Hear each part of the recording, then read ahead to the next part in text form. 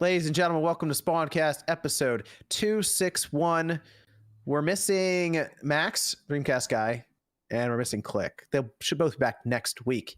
But we did bring on a guest tonight. That is Mystic Ryan. Ryan, how are we doing? Hello. Thank you for having me once again. Yes. We had the PlayStation Plus stuff. We had the Zelda stuff. And I'm like, look, Two big things. Ryan can do he can talk about stuff outside of PlayStation. That's it. People know you for PlayStation, but PlayStation you videos could talk are about so good. I know. But he told me, he said, hey, I could talk about the other stuff too. I do enough of that on my own, so it's okay if we venture out of it. Yes. So I thought we'd have some fun with those topics tonight. Then we got RGT85, Sean Long. Yo. How we doing, Sean? Good to have Sean here. We got MVG. Yo, great to be here. Viral tweet of the week over there, taking over the PlayStation 5 subreddit. That's done, baby. Got OJ Player Essence. What's up? With Good the pre-show, pre-show, today, guys. holding up the pre-show over there. It was fantastic. Had 300 plus people again. Lots of people. Great discussion. It was fantastic. It was a lot of new people. So thank you guys once again for coming through. It was it's a fun pre-show. We got Jordan Fringe over there. Jordan, how we doing? Good. Glad to be here. To have Jordan here. And then we have Evan. Yep. Good, Evan. All right, cool. Evan, you want to start us off with a Discord question? I will say tonight we have PlayStation Plus getting new tiers. A lot of conversation around that, especially with backwards compatibility, specifically on the PS3 side. We have E3 2022 pretty much being canceled completely. I don't think they've made an announcement necessarily, but they did send out an email that basically got shared, so that might have been it. Then we got to talk about The Legend of Zelda Breath of the Wild, or sequel to Breath of the Wild, as it has been delayed into next year.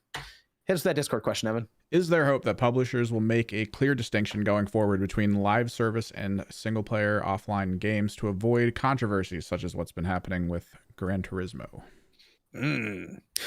I think those lines just keep getting blurred until they feel like they don't even have to say anything because we're always online anyway. Mm-hmm. I thought about it the other day. I'm like, the only time I really am offline with a stationary console is if my internet just goes out, and it doesn't happen as much around here. If I was in a less reliable area with I don't know what, all these companies like Comcast, Verizon have sister companies that hold up in certain areas, they're terrible. But for the most part, my stationary consoles, some of these games could always be online. I just wouldn't even know. But the Switch, that one, I like the other night I played offline completely. So I think eventually they just won't say anything. So. Got another one, Evan? Do you feel like games similar to 3D World and Forgotten Land have eliminated the need for respective franchises to have 2D mainline games? I don't know. We have Metroid Dread. That was a really good 2D game. But Kirby should say 3D now. That's the best Kirby game I've played. It's Forgotten Lands. I mean, you can always do smaller projects, like a Kirby Maker. What about Link's Awakening? I like the top. That's the problem, though. I like the top-down Zelda games. I really do. So if they just want to go full 3D Breath of the Wild all the time, it's I don't know. I'd like to see them do some of the smaller projects. I'd like to see them do some of the smaller projects to fill in the gaps, because it's going to take 6 years or so just about for the next Zelda to come out. You drop a Link's Awakening in there and some other stuff. That's great. Why not? Yeah. Oh, I did finish Forgotten Land though. And there's a bunch of stuff to do afterwards too. There's a whole other thing after that. After that you beat the game, it's much harder. But I like Forgotten Land was very, very good. I don't know if MVG you got a chance to play it or anyone else outside of what we were talking about before. I played it. It was best Kirby game that I've played since Triple Deluxe. For me, it was good. It was good. It's my favorite. It's my favorite Kirby game. I'm still on Elden Ring, John. Getting close. How many hours you into that thing? I just clocked 100 the other day. I'm probably 105 right now. Quarter of my Lost Ark hours. Nice. Very nice. How many hours you got, Sean? Don't you like that game? I'm playing that bullshit. I got other. I can't believe you bought that after Demon Souls. It still blows my mind. You bought Demon Souls. You spent an hour in that game, and then you're it might be different this time. And then you spent an hour in Elden Ring. Gotta get that FOMO hype, bro. He's gonna buy the next one. Look, I'm telling you right now. You know what? I probably will, because I made good ass money on that Elden Ring video. So, but you can't say the same thing for the next one because you already know what you're getting into. No, because it's gonna be a while. People forget by then.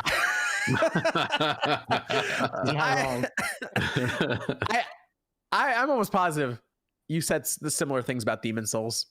Oh, 100% did.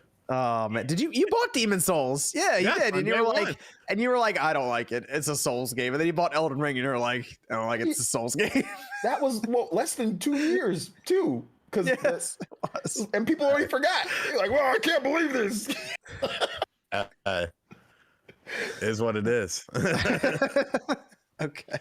Yeah, another Discord question. Is running emulators on PS4 or PC really as simple as what's proposed with PS Plus new tiers? Well, they already have They already have emulators for the PS1, PS2, and PSP. Yeah. It's the PS3 they'd have to build it for.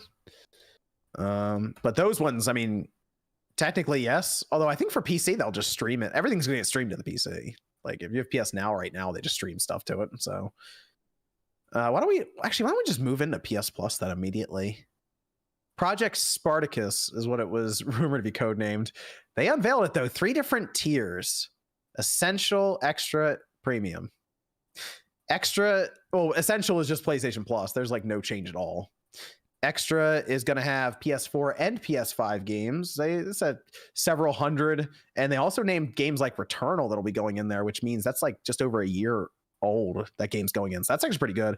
And then Premium will be all of that, but also PS1, PS2, PS3, and then PSP games that'll have like a legacy catalog. We don't know any other games outside of, for some reason, Mortal Kombat 11. I don't know why they were like, we got to tell them about Mortal Kombat 11. Absolutely have to. But like that, Returnal, God of War was named, and then big Sony franchises. So few things with this. One, is this actually a competitor to Game Pass? Because you hear it either way from different people. Some people say it is, some people say it's not. No, it never. The media made it the competitor to Game Pass. That's who made it. Because all of us jerk offs probably put something about Game Pass in the title of our videos about it, because we understand that's what people are interested in. But that was a media force narrative, I think. It never was. Sean, you're absolutely right. It came from Jason Schreier's Bloomberg article. That's where I first read it. I hate copying. Fuck you, Jason Schreier. If he didn't do it, somebody else was gonna, and then it was gonna snowball. But that would have rather have been someone else. But it's it's a natural thing too. I mean, there's no really getting around it anyway. It was right. Yeah. I mean, any online service is gonna. It's like cars. You compare, the worst car to the best car, but they're still cars. These are still services that these companies are doing, and they're obviously not really competing with each other on the services. They're just doing their own types of services. So you're trying to tell me that this wasn't at all inspired to try to see what they can do to counter Game Pass? Because it's so the most telling thing. The most telling thing is, now that we know about it, even hearing about it, it reconfirms my suspicions that they were never going to like have a 1-for-1 answer. Like even initially he said like, this is more of an upsell to existing subscribers, because they know there's really only so many people they can get subscribed to PlayStation Plus in the first place, right? Microsoft wants to go beyond console. Sony is still pretty conservative in this area. They just want to get the 50-something million people right now onto a higher tier before they start really humoring the idea of going beyond, PlayStation 5. Well, there was an interview with Jim Ryan back in November, and they specifically asked about their response to Game Pass, and he said there is news to come, but just not today. That's to me, that's just PR talk. What are you going to say? No, we're not doing anything to Game Pass. The thing of it is, Sony doesn't need a Game Pass. Nintendo doesn't need a Game Pass. The reason Game Pass exists is because, let's be realistic, first-party Xbox titles are not selling 10+ million, so they have to do something different in order to get people in it. That doesn't mean that it's a bad thing, because I love Game Pass, but I mean, that's just the facts, man. If Microsoft was selling 10 million plus on their big heavy hitter titles, Game Pass wouldn't be the Game Pass that it is today. Guarantee it. You're right. Absolutely right. I agree. I 100% agree with what you're saying. Agreed there. Yeah. I almost can afford to do it too. I almost wonder if the reason that it was being mentioned on Jason's part, because he's pretty adamant about it, is if Sony was drawing things up internally with marketing as it actually being a Game Pass lookalike almost without the day one releases. I mean, they had to have at least considered maybe having that as a feature, but realized that's just a stupid business decision. Like, there's no other way to look at it. Like, it's just a dumb business decision. I know people like to sit there and say, you know, Game Pass day and date release. I've heard people say that. Where are all the day and date releases then? Like, we're going through this year. Is there a day and date release? Like, where's all the big? Is there Forza, or Forza was last year? Is there Perfect Dark? Is there Fable? Are they consistently releasing day and date games on Game Pass? They're not. Microsoft. They're getting third party games like MLB The Show is there. But where are the people said day and date first part? Like, oh, well, you get day and date like the big games, right? Oh, well, why can't Sony give us Horizon Zero Dawn date? It's like they're not making that quality. Xbox has had a problem to start this year completely. Like, once Stalker 2 fell out of the first half of this year, they seem to be kind of in trouble. And you're not getting every single third-party game day and date. You're only getting certain games. You're not getting Elden Ring day and date. You didn't get that. And so when people say day and date, they mean the first-party games too, right? Because that's the consistent ones that they said day and date. But there's not a consistent flow of AAA or AA first-party games from Microsoft. This whole year, they're taking like this whole year off. Like, what are the big day and date games? Well, I think one of the main things that everyone needs to realize with this is when you look at the three companies, they're three completely different companies. The video game division of Microsoft doesn't mean a goddamn thing, and nobody can tell me otherwise because you look at their financials. I can tell you otherwise on that one. Compared to Sony, one of Sony's main divisions is the video game side of things. That one of Microsoft's main divisions is not the gaming side of things for monetary stuff. No, for bringing in money, no, but they're focused now, yes, because they just spent $70 billion on it. Yeah, the difference is the Microsoft as a parent company can foot the bill. Oh yeah, definitely. That's what I'm saying. Can't. Every quarter, PlayStation makes up 40-something% of the entire Sony group's revenue and operating profit. They just can't. They don't want to do it. They can't do day. They can't do day. They don't want releases. to. No, they can't do those. The commitment is certainly there for Microsoft, no doubt, because they're willing to burn the cash. Yeah, they can. No, Sony can't do it. You can release games whenever you want. It's so inconsistent with the first party releases. Day and date first party whenever we feel like it. When they're picking up all these third parties and all these full blown publishers that are obviously in the middle of multi-platform releases. There's this weird gestation. There's this weird period where they're just kind of in limbo because they're obviously either putting out, let's say, Ghostwire Tokyo or something else that's multi-platform. It's like we're like a 2-3 year gap on all these acquisitions for Microsoft. People need to buy Ghostwire Tokyo, by the way. I'm sorry. I got it. Yes. I got it. Yeah, I'll get it. People need to buy. Oh, you need to buy. No. What? No one's buying it. Have you seen the sales charts? Yeah, it's actually a good game. It's actually fun. Yeah, I was more interested in that. If you like Japanese folklore culture, all that, you gotta buy it. It's good. Their fault for the sales. There should have been a PS4 version, man. Well, there's no PS4 version Microsoft of that on the game.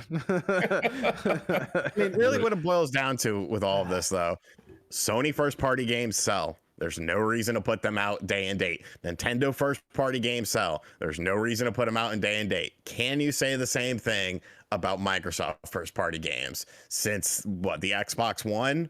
There's only like 2 games on the Xbox One that did over 6 mil that were first-party games. Here's the question. Why are you leaving out Rare's most successful game they've ever released?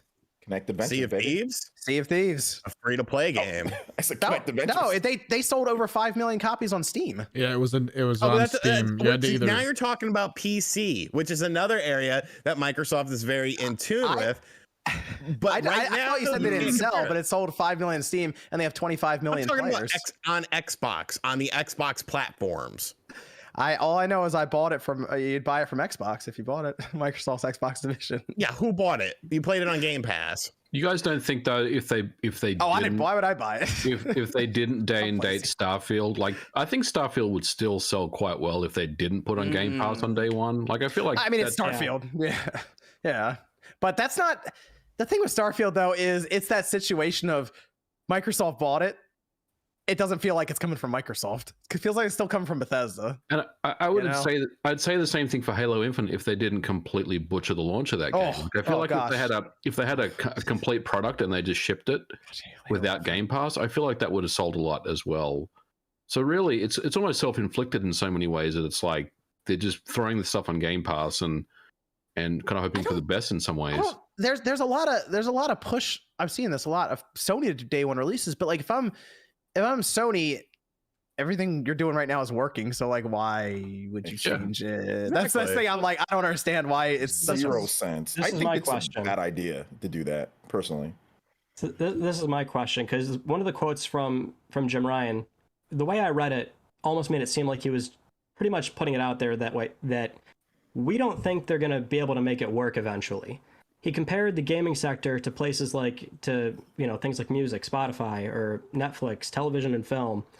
And those services took a ridiculously long time to be profitable, and they're largely still not. I can't remember off the top of my head, but it's just something where he is kind of like admitting right away, like, we don't think those numbers are going to work for them, and that's why we're not doing it. Yeah, right. How long are they going to be willing to do it until the numbers work is where I'm curious, because they're committed, but at some point it's got to make sense. I remember there was a talk with Sean Layden a while ago about Game Pass. Yeah. He brought up 500 million subscribers or some crazy amount, and I'm like, I'm sure it's a lot. Right, 500 million subscribers. That's a lot. That's like a ridiculous amount of money. That's more money than Nintendo and Sony are valued in like a quarter. Like in general, they just make that in a quarter. I don't know if it's that. Like that seems like outlandish. I wouldn't say that, but it struck me as interesting that he kind of like made that comparable of like, well, the game sector is different. Like it's how are you going to get that many? That's how I read it. That he's like saying we don't think they're going to be able to make it work. The price eventually they have to. The price has to go up, and they're probably going to try to do that with Activision. Is probably going to help them get over that hump. Acquiring Activision's a substantial running cost too. They're going to. It's not like there's not a running cost. They're going to fold that. Nadell already talked about how they're going to fold that in. A lot of that's going to be. It's part of our entry into the metaverse to battle Activision and Google. They're going to fold it in by not telling us, if it's. And I don't blame them. But they're not. They're going to, fib numbers, like they're going to base it on percentages and not tell us directly. Exactly. Here's our year over year, but we won't tell you the bottom line. I don't think Sony is going to tell us ever how many essential signups they have, how many extra signups are premium. I think they're just going to say we still have X amount of PlayStation Plus. Oh, of course, yeah. They'll do that for sure. I mean, they never gave us Vita numbers. Well, because they were doing so bad. I mean, they were giving us PS3 they were numbers. Adding PSP numbers to it. Like, here's all the portables we've sold, as if PSPs are doing Vitas any favors. No, I do think though, like with the service going forward, I agree with like what Sean Layden was saying. It's tough for me to see it as like, I'm a numbers guy. I worked in business before, and I worked in stuff where you had memberships. I worked in car rentals where you have to have a certain amount and you can do these car rentals and you have people with monthly memberships, and the numbers got to add up to what you're putting in, right? Like, and it just, with how AAA game development is, how expensive it is, I don't see how you can offer everything Microsoft has. Look at all these IPs on a consistent basis for $180 a year. Right, it'll have to go up eventually. Yeah, it will. It's got to be like $300 a year for me. I think it has to be like, and then you have to like put it to like where you have like 50 million people. Well, they're gonna introduce this family plan apparently, and that's gonna work to get multiple family plan thing. And it's gonna turn into like probably like a $70 or $80 charge per household if you have enough accounts. Like someone has like 4 or 5 kids or something. They've got to do something. I mean, if you have so many accounts, because it's up to 5 accounts you can do. So it probably wouldn't be just like a flat fee, and then I think it adds a little bit probably per. It's something like that. I would assume where it's like almost tiered, but they're trying to figure out how to get more money from each household, basically. And I do think their number that like it's people don't seem to understand. I mean, Game Pass is still an experiment where it is now. Microsoft is the only one doing it, so it's different from what everyone else is doing. I think though, if Microsoft can get to 100 million paid Game Pass subscribers, like I think they're good, and like I think they're in. Incredibly difficult considering where they're at right now. And they have PC. They have PC available to them. They have the Xbox available to them, and they're still not close. Like 25. I think they're 25. I think they could get there with 25. PC and Xbox. They're 25, but they've done this. Pipe dream for phones, though. They've done a lot of this without any of their like massive exclusives dropping that are required. Like they're mostly relying on third party. We're talking about like MLB The Show. We just mentioned Stalker. Outriders was surprisingly a big one for them. That's what I'm saying. Apparently. Like, okay, so you're going to offer all of these Activision, you're going to offer the next Crash, Spyro, and it's going to be consistent every year. Call of Duty, all for $180. I need to see Call of Duty's effect on Game Pass. To me, that's make or break. If Call of Duty comes out and Game Pass is like, meh, but like going for it.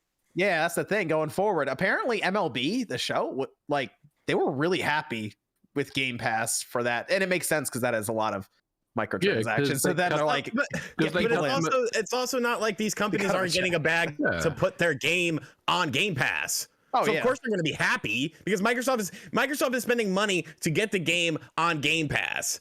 So now you're talking about even more money that you have to cut. I don't know, man. It just, well, in the grand scheme of things, like, it's fun to talk about, but like, the consumer doesn't have to worry. The developers hopefully don't have to worry. I'll take advantage of Game Pass all day. Everything. If PlayStation did it, I would do it too. There, I'd be like, all right, cool. I'll take these games going. I just want to know how long they're gonna do it if it eventually somehow doesn't make sense for them. Because you can't just drop it. I feel like they're gonna go at least. Back. I think they're gonna go at least 10 years. I think they're just gonna make it work. There's like 10 years. We'll see what happens. Like imagine if they took away Game Pass. Like Mixer? Like Mixer. Well, now, I mean, I would have said, maybe not. But then they did all these acquisitions. Once they bought Activision Blizzard, I'm like, well, I think they're in it for a decade. That's commitment. What was MVG saying? What were you saying? I said like Mixer. Like if we see Ninja start shilling Game Pass. No, what were you saying before that? You were about to say something before that. No, I said MLB was happy because they got a fat check from Microsoft, like everyone does. I wonder how much that actually cost them, because we found out Guardians of the Galaxy apparently cost them between $5 and $10 million to get, and that doesn't feel like a lot. That's for Microsoft to get that. Yeah, that's why I'm like, I wonder how much MLB The Show actually cost them. From what I know, it's like a negotiation. Like it's a one-time payment. And basically, Microsoft will say, "Hey, we'll give you X number of dollars," and then there's some back and forth until there's some agreements made. And it obviously depends on the game as well. Obviously, small indies won't get anywhere near that much, but I think they just write a check at the end of the day and say, "We want your stuff on Game Pass." Yep. But you also have to consider the fact that with MLB The Show, which we keep bringing up, that was also sort of forced by MLB. They wanted more sales, so they wanted that exclusivity to die. I mean, it's also coming out on the Switch too. Even to them though, I bet you that game is heavy just advertising for them. Like, get people in the mood for baseball again. They're like, you end up buying stuff on their jerseys and all these other things, right?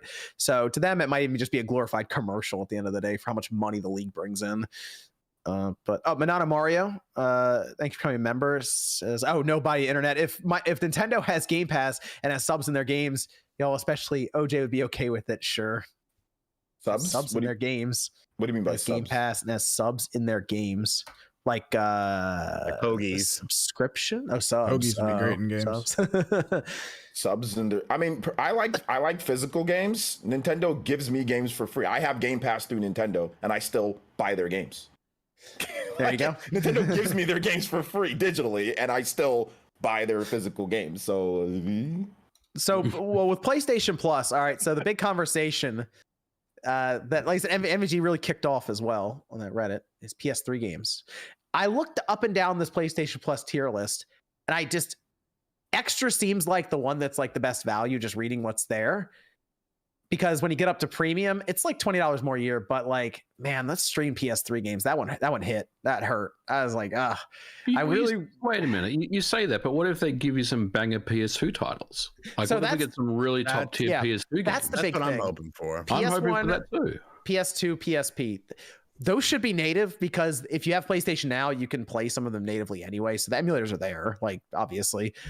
But PS3, man, that one hurt. I was just hoping to be surprised. We were all talking about it. We're like, it's probably just gonna be streamed. How does it hurt when I've said this like for the last 3 years that this is not going to happen? Why are we so surprised? Why are we surprised that this is streamed? I'm there too.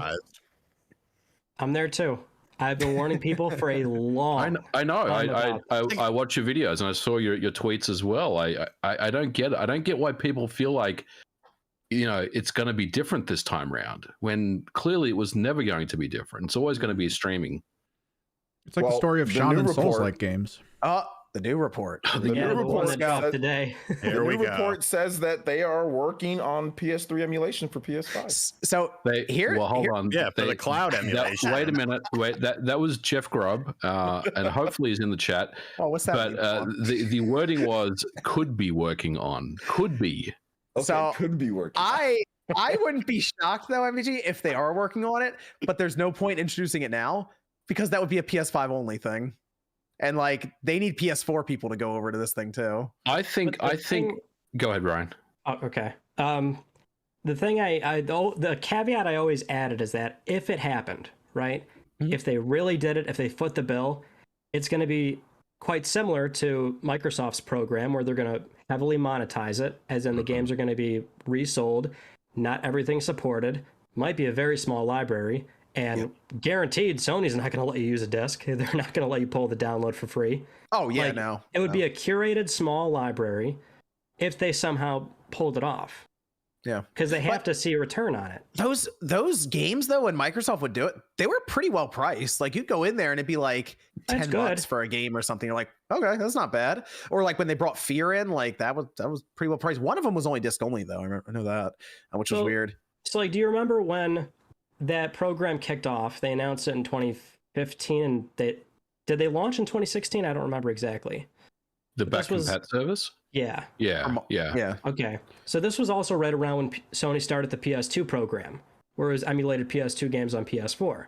The classics, and those got some decent enhancements, right? 1080. They play okay. Trophy support was the coolest thing, but people were asking at the time, why can't we use our PS2 disc? And like at the time, Shuhei Yoshida openly said, like, we feel we should charge for these because it takes a while to get each game back up, right? Now that was just judging off that choice. Again, I would assume if they really got to PS3 eventually someday, it's, even when they announce it, everyone's gonna be like, oh, I can't believe it's only 50 games, and I can't believe I can't use my disc. And I wonder, I mean, I guess if it's behind that subscription service, either way, it's like you got to subscribe if you want these. But yeah, that's tough because it's always been weird to me, and I think a lot of people, the Microsoft just lets you put a disc in. Like it's like, why? Like I don't get it. Awesome, it is great, but so it's cool. Like business wise, you're like, this doesn't make sense. But again, I'm like with Game Pass, I'm like,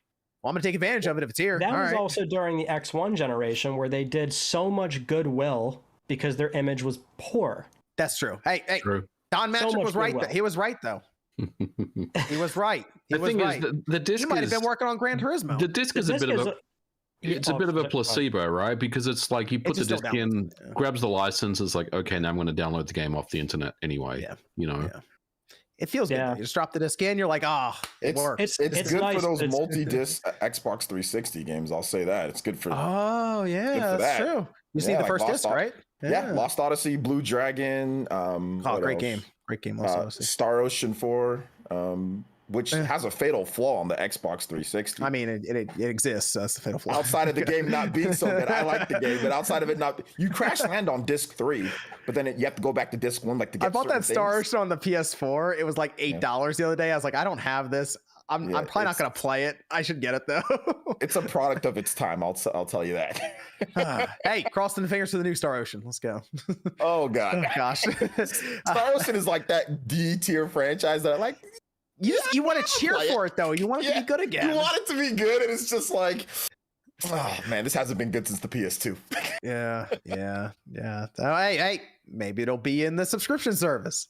I simply go out and buy Star Ocean every time for $60. I'm like, it's gonna be different.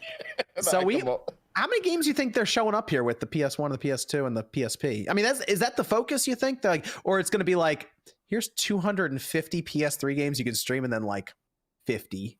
What do you think, Ryan? And PSP. I think it'll be spread out. I brought this up in my last upload, but I have an issue with the total number they're sharing here. Mm-hmm. I was going to say the same thing. It's 700 plus games. Great. And the thing is, I don't blame people for not realizing this because nobody uses PS Now. But it currently has. I'm one of the 10 people subscribed. Really? I am. You're getting premium. I know. I am. I'm already ready. I'm already rolling in. I'm all over premium. There's 800 games, right? 400's PS3 streaming. The other 400 are PS4 games. Then there's like 15 PS2. Yeah, but there's that's not the a library. Now it's 700 plus with 340 additional, and that 340 pool is split across PS1, 2, PS3 streaming, and PSP. Yeah. So initially, when I read the blog post, I'm like, oh, so they're getting up to like 1,100 games. But why would you not say that in the blog post? It says 700 plus. So there's a discrepancy here of, are we losing a lot of PlayStation 3 streaming? because now that 340 has to get shared across 4 platforms.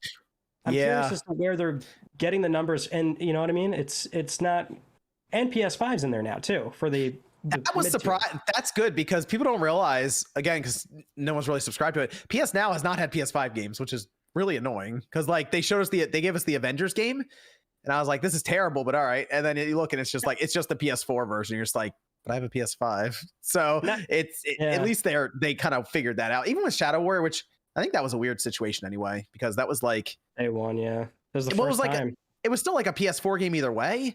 And then the Xbox had like series enhancements, but I don't know because they didn't go over them. So I think they just made that work through backwards compatibility and called it a day. But they've been playing around with third-party day one releases, and I kind of wonder if that's their strategy here. No day one first party, but go out and make deals with get a Shadow Warrior in there again, things like that. They've done smaller things, like Fall Guys launched on it. Fall Guys was big. Oddworld dropped into PlayStation Plus day one. You know, they put Destruction All-Stars in there, which they had to. Yeah. That's kind of an outlier. That was a great 2 hours. But they've played around with that, and I kind of wonder if by generating more revenue from that 50 million or so, that they could get some of these third-party games. Maybe they could go get like an Outriders at some point. Just drop it in there. I think it's just like doing it in a way where it's still profitable. They just want their big releases to be party here. Yeah, a year and a half old first party game, like just carefully collecting and making it work for them. They don't want to. I don't think they want to diminish the gravity of one of their releases. Basically, like these big. They want this to be massive events. They don't want to lower the prices on them. Like if you look at Demon Souls, it was a big deal the other day when it was on sale for like 30% off or something. It was like, oh wow, it's $48 now. So but they want to do the Nintendo strategy. They want to keep their prices closer to MSRP years down the line. So it would be weird for them in this case to be like, we raised it to $70 and now we're just going to start putting it in this service day one. So I always felt it was going to be like it was going to sit below Game Pass but above NSO, something that's just kind of sounds about okay. That's not too hard to beat NSO. Yeah, it's I think that's where it's going to sit though, and it makes sense with its pricing and what they're offering. So but we got to get the list of games and then we'll reconvene here and talk about what they're giving us. So hopefully it's more than like 20 or 30. What's funny is that if you were a PS Now subscriber, you're getting rewarded because you're getting rolled into premium. Yep. But most people have Plus, and you're just going to get the regular tier. So if you were actually subscribed to PS Now, you actually made out okay. This is better, because if you have Plus and Now, it was already $120 a year, but all of a sudden you're going up to more legacy titles and PS5 games are coming in. So you're just like, oh, all right, this is better. So. Yeah, I would imagine that was because technically if you only wanted PS Now you're kind of getting shafted here, because if you wanted streaming functionality, your price went from 60 to $120 a year. Yeah, but like that has to be such a small. We're already talking about finding anyone who's PS Now. People. It's got to be ridiculously small because those people are just playing on PC most likely, and they're streaming. And it's like, I mean, let's be real. The streaming quality, it's not very good. It's like I used it. It's like wow. Like if you go from Stadia to that, it is like it's going from like the PS5 to the PS1 almost. It's drastic. Well, in a weird way, I thought PS3 games looked okay because they're already these, that whole generation was like sub 600p games. And they were like teens frame rates and all that. They don't look terrible, but if you stream a PS4 game, it just feels so slow. Like that's the problem, like all the way around. So maybe their streaming service will get better too. Who knows? I guess we'll find out. I really think that's one of the biggest things though, is we have to see what the games are going to be. There's so much information we still need. I mean, once we start seeing the games and stuff, like then we can start talking a little more crazy. But I'm willing to give it a shot. Last question with this one then. Returnal's going in a year after it had come out. Is that a trend for these PlayStation games going forward? Do you think after 12 months, Sony greenlights one of these bigger titles going to the service? But was that wasn't a $70 game, was it? Yeah. It was. It was? Yeah. It's still 70. It's still 70. I bought it for 70. I know. That's my favorite PS5 game. I mean, I love the game, but I was salty that it was 70 because I didn't feel like it was worth $70. Worth every penny. I mean, it's a great game. I just don't know. I don't know if it's $70 worth, but it's a really I don't know if good it is, but it's my favorite PS5 game. So I mean that. Yeah, it's my favorite so far too. So my opinion doesn't matter there. Does it go into? You play all the games. Well, what? I love Housemarque stuff, so I was excited for that. Does it go? Do you think these games go in like a year later? I think they'll do day and date for all these live service titles. Oh, that's interesting. Okay, Some okay, sort of, that makes sense like though. Starter pack or whatever. If you make it a trend and say just wait a year and you'll get Ragnarok, nobody's gonna buy it day one. You think so? I don't think you can. Well, don't at least make it a trend. I mean, hold on. A lot of people wouldn't buy it. A lot of I got sure. No, okay, that's a bit hyperbolic, but no, it would cut the it would cut the sales. It would cut the sales. Yeah. Because I think it would just wait 1 year and not spend 70. Would the difference make up for it? Like, would they hold a higher amount of premium tiered? Because let's say everybody from Plus goes to premium, they immediately double up, and it's like they have 100 million PlayStation Plus subscribers overnight. I don't think. I think it's not going to be predictable. Like Returnal was a year and a half. I don't think there's going to be a defined timeline here. Like something like Ragnarok is probably going to take longer to get to it versus say, Returnal. Okay. And what about like Ghostwire Tokyo? Do you think that goes in after a little over a year from now? I don't think that's their decision now. Well, yeah, but Microsoft, dropping in Game Pass, cut a deal with Sony, it's in there. But something's like Forspoken, maybe. There you go, Forspoken. Yeah, they cut a deal with Square. Yeah, after they buy them. The sales too, right? It's gonna be based on like how well has the game done afterwards. Because Returnal really isn't really getting much new sales. Like whereas like Miles Morales, like we're not gonna put that game in there. It's older, right? They're not gonna put Miles Morales in there. It is in there. It is in there. Okay, that is in there. Okay, nice. In there. Yep.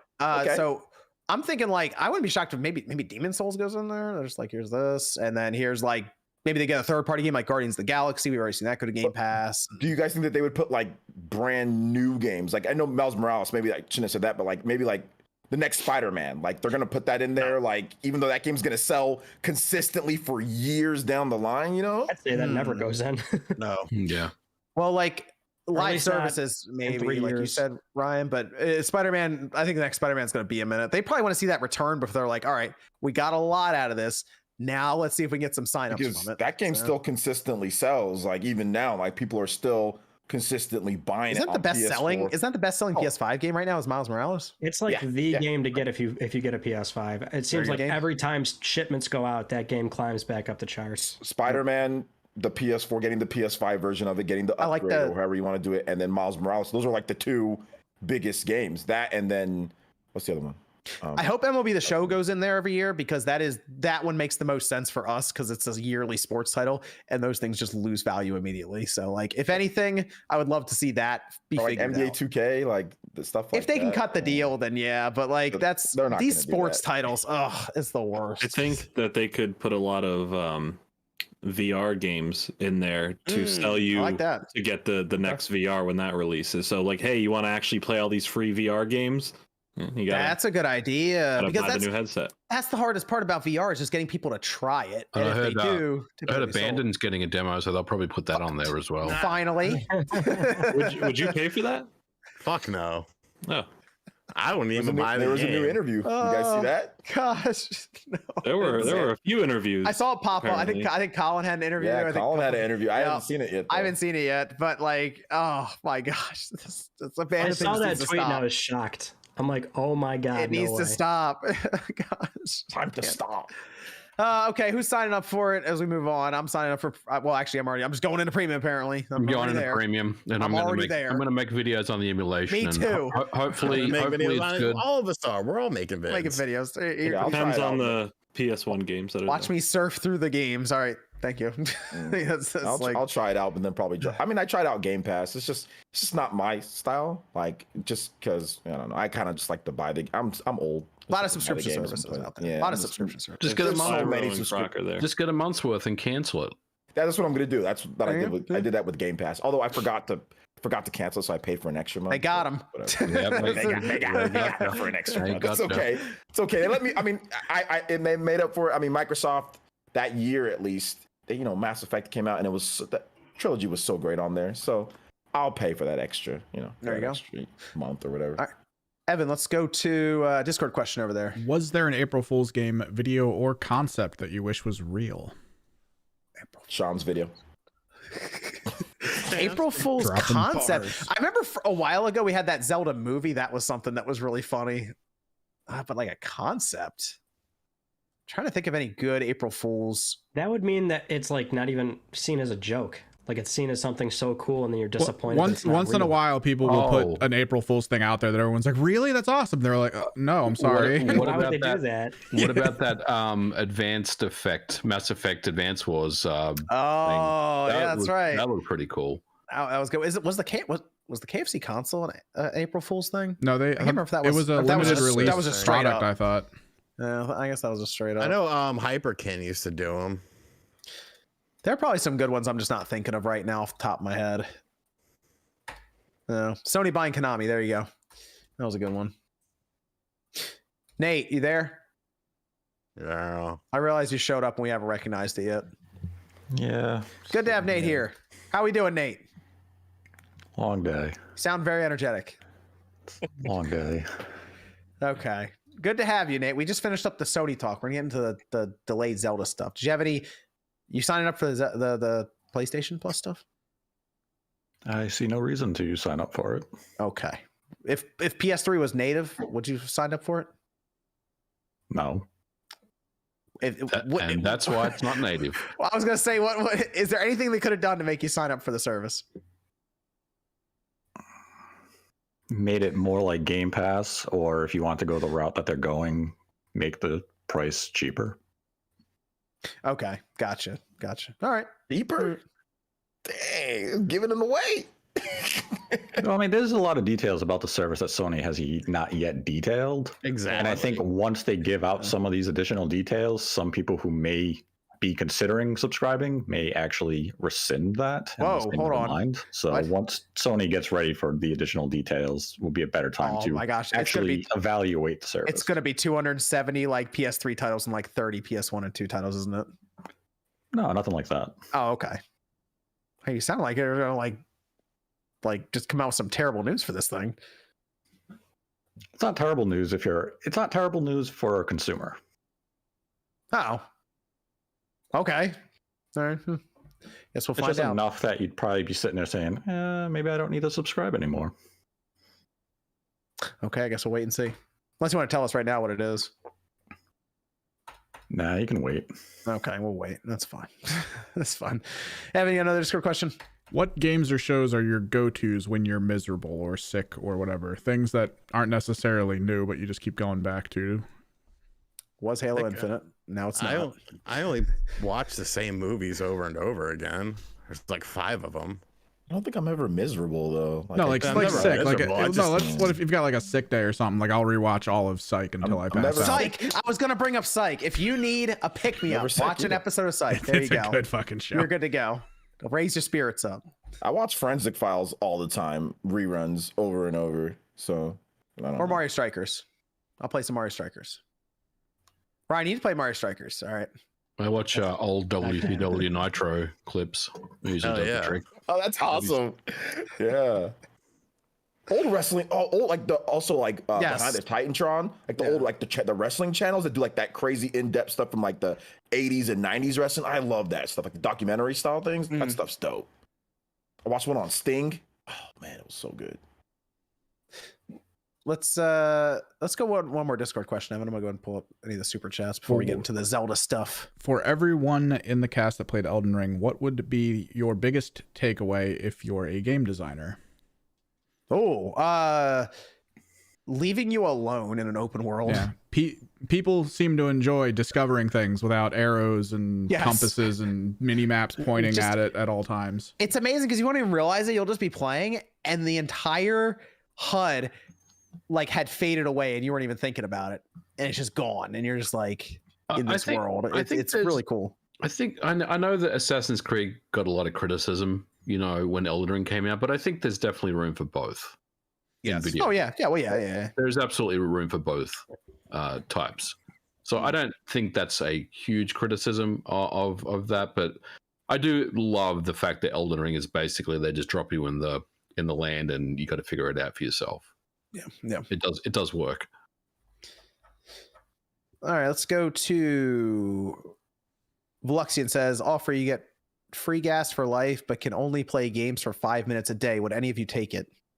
Oh no, I No. work from home. No. I think I fill up once every we'll work 2.5 from weeks, home. 3 The weeks. question is that the content creators that work from home. You get free gas for life, but can only play games for 5 minutes a day. We're not truckers. Well, if I don't play a game on Monday, do I get 10 minutes for Tuesday? Can I? Oh, Maybe. Can I bank How it? does the timing work? Like, can I you can like accumulate my bank time? your time. Interesting. What if See, you have that's- what if you have an electric car?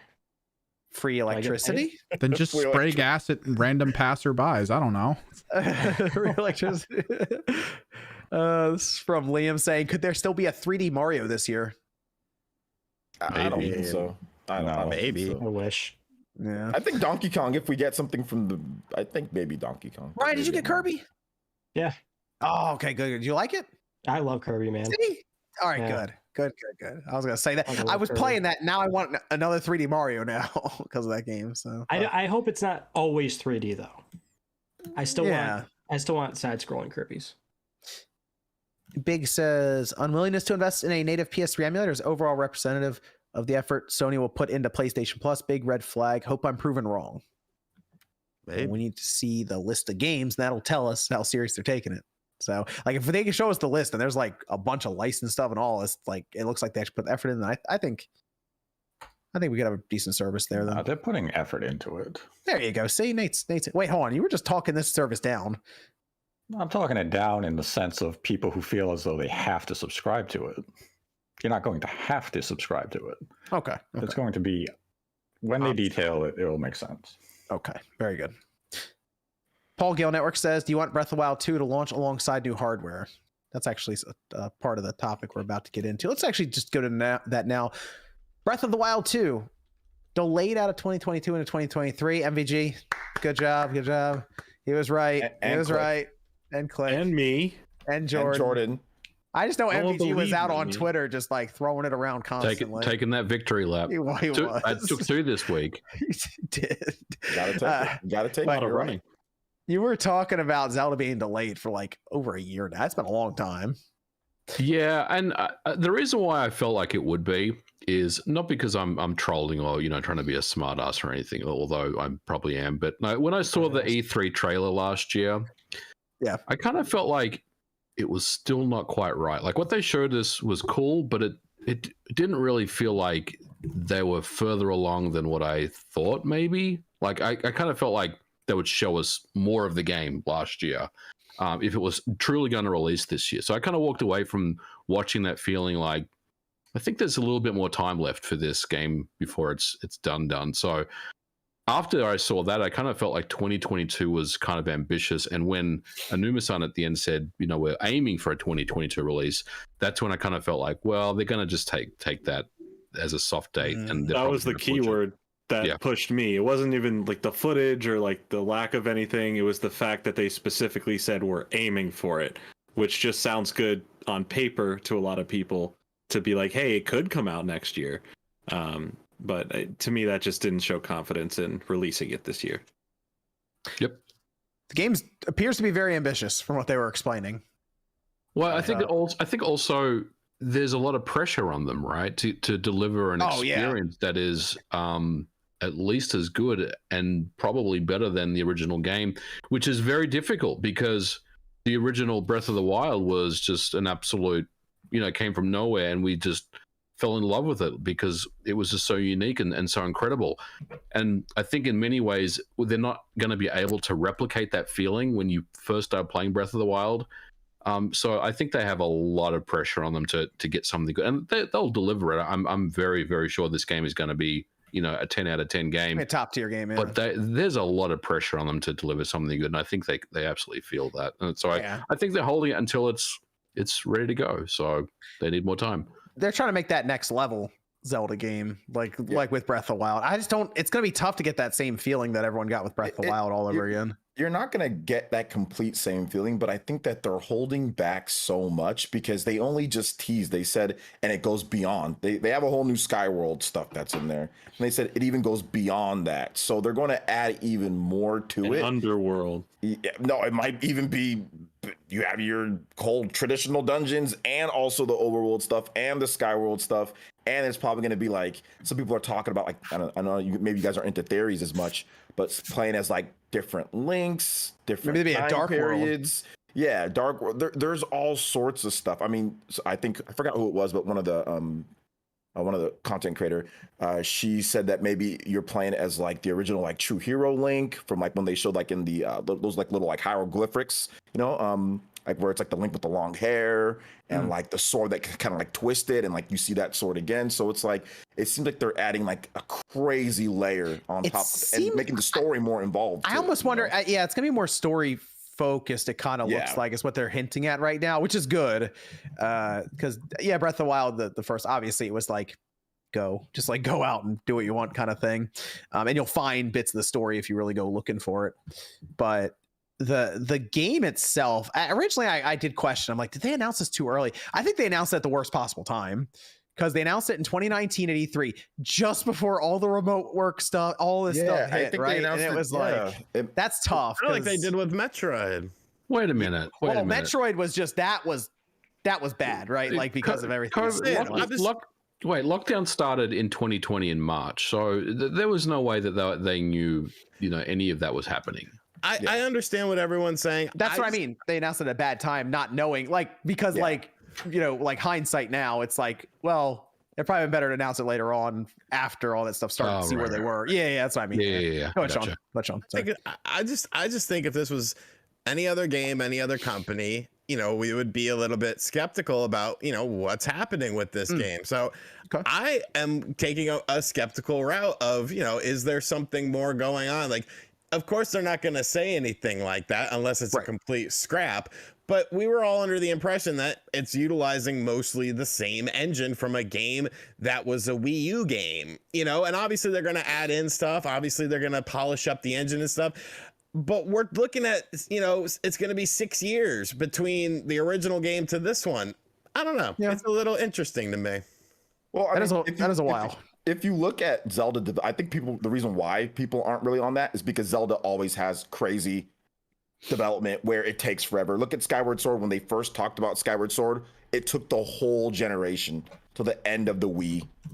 With the exception of maybe Majora's Mask, most Zelda games have Miyamoto upending the tea table, where it's like, hey, we're gonna do this. No, I don't want that. Even Twilight Princess had that as well. Twilight Princess took a very long time. So I think that's the reason why people are just like, well, it kind of always happens with Zelda. They always take a long time just to make Zelda games. It just always takes a long time, with the exception of, like I said, some of the smaller Zelda games. So, Majora's Mask is like the one game. It's like, oh, well, wait a minute, that didn't take that long, because I think it was 2 years after Ocarina of Time. So I mean, this is close to like Starfield length, isn't it? I'm trying to think. Starfield was announced 2018, and it's going to come out this holiday.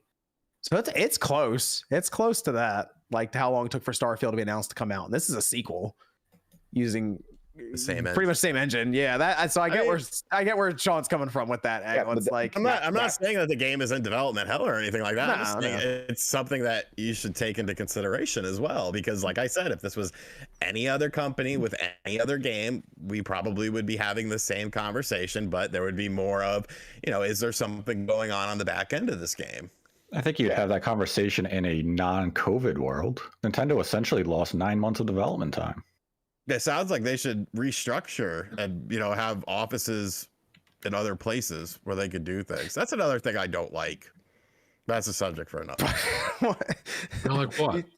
What? I don't like how all their games are developed in Japan. Where would you want them developed? You can have other areas. You can have other regions. You can have other divisions of your company that can. Well, now do they have things like Next Level working on stuff. Obviously, now that Sean's not wrong. There's they definitely have some reluctance with partnering with third parties to help them out on projects. You know. Thank you, developer. You're welcome. It's like you want like part of Zelda to be developed like in America, part of Zelda to be developed like in Europe. Is that what you're saying? Well, I mean, if you look at any AAA game, you roll credits on it. There's like teams all over the world that are working on. Oh, right, I see. Game. Outsourcing and all that. Yeah, That's what I'm saying. It doesn't. What I'm saying is, it doesn't all have to be in one place that the development happens. I mean, if you think about a Horizon, I mean that's already out, like the sequel for that, and they both came out at the same time. So yeah, there's clearly issues with the development of Breath of the Wild 2 in some form, whether it's from COVID or who knows. Not making sense. You're angering the chat. It's not that they're. I think that what some people feel is that maybe it's going to be a lot more than what we think it's going to be. So they're adding extra to it. Not that there's all these problems or whatever because it's taking long. Maybe because that's really what they're going to be adding. They haven't showed really anything. But if they show the game and the scope is way far beyond. I mean, because the scope of Horizon 1 and Horizon 2 is how big of a gap is that? Like, don't get me wrong, it's still an upgrade over it, but you guys don't get the feeling that the scope of this game is going to be far larger from Breath of the Wild 1 to Breath of the Wild 2. I get that feeling. It seems like it's more ambitious. Yeah. It's going to be very. It's not just going to be it's same engine. Yeah. Lots of games. I mean, lots of games run on Unreal Engine 4. People still have problems with those games. Like look at Final Fantasy. That's Unreal Engine 4 game. They've been working with it. They're still going to have issues with it. So I think that's maybe what some people are kind of conveying too. Yeah. Well, they just need to eventually show the game, and then we can kind of go from there and figure out what's what with that. But do we think it's going to be on this current Switch, or do we think it's on a new Switch? Like, will it show up and we'll have a new Switch at least announced by then? It's 100% on the current Switch. Whether it's on the next revision, whenever that will be, does remain to be seen. It probably will be, but it's 100% on the current Switch. Let's say it comes out next April. All right. This Zelda game, right? It's springtime. It's in April. Will there be another Switch on the market then that's not the one we have now? Nate?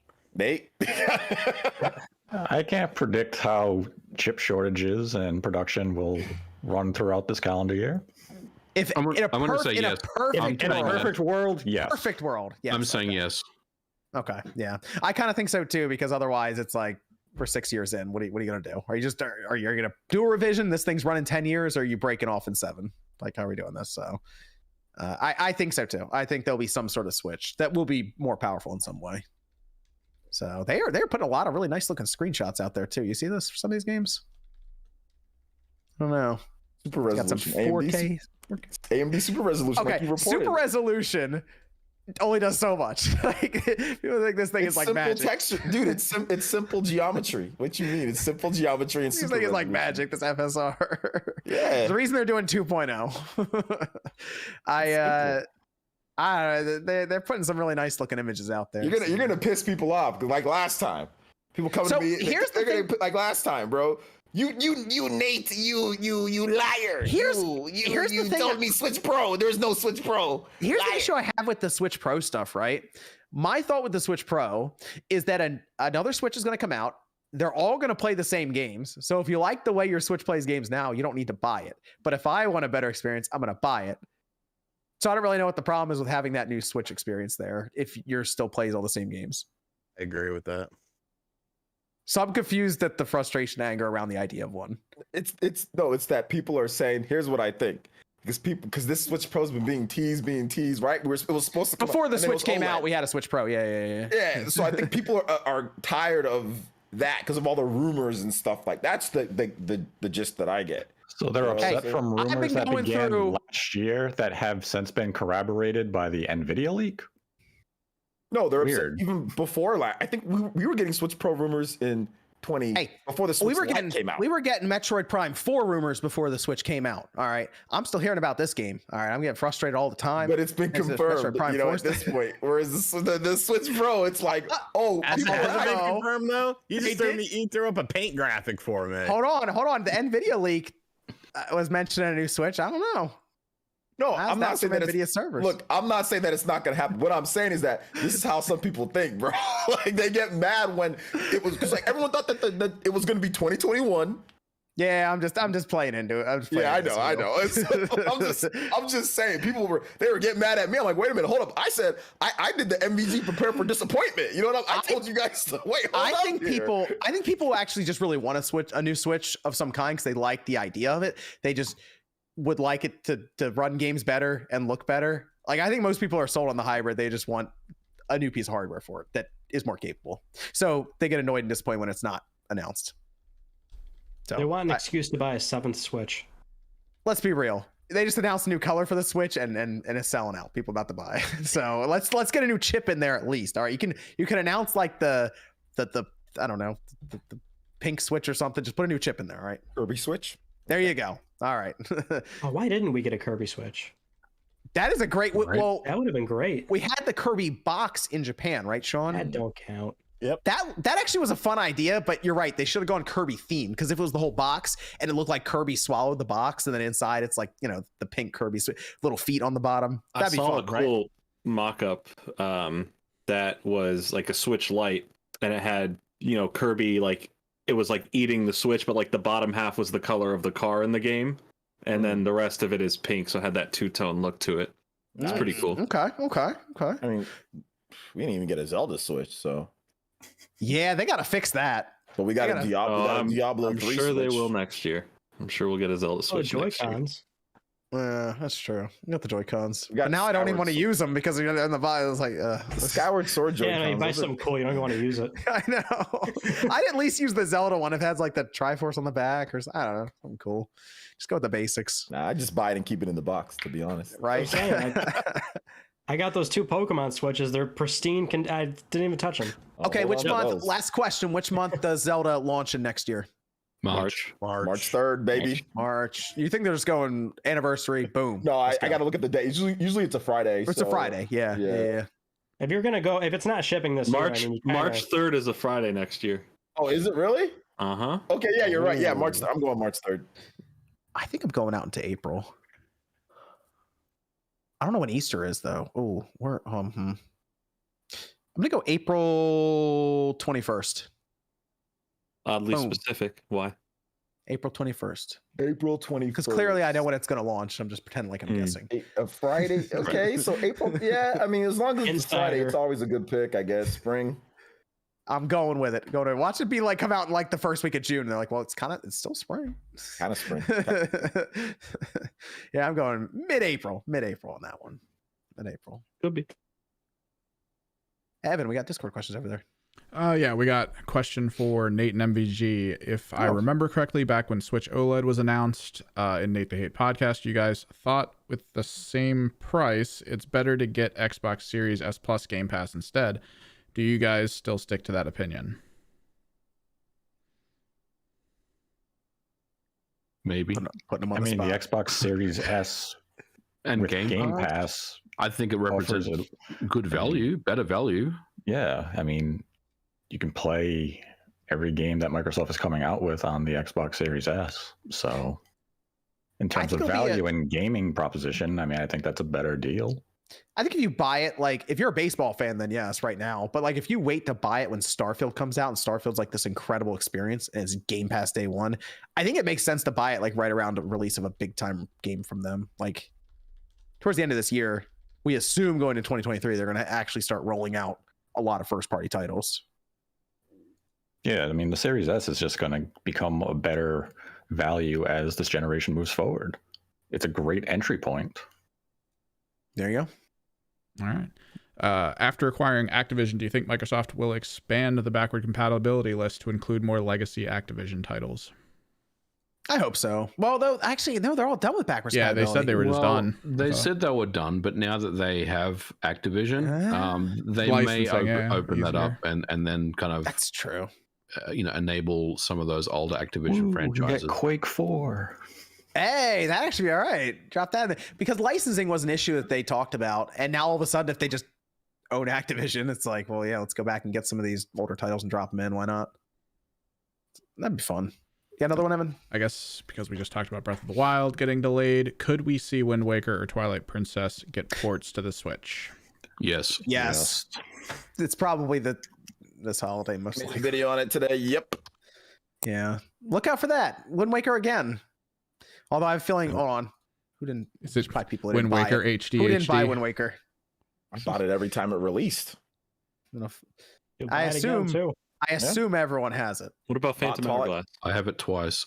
Okay, Dude, good. I talked about Phantom Hourglass today. I gotta buy it again. I want them to As a remake joke, that. Oh, Yeah. I think that would be great if they remade Phantom Hourglass and Spirit Tracks. I know it'd be tough to do because those are actually pretty expensive games. I would want love Wand of Gamelon.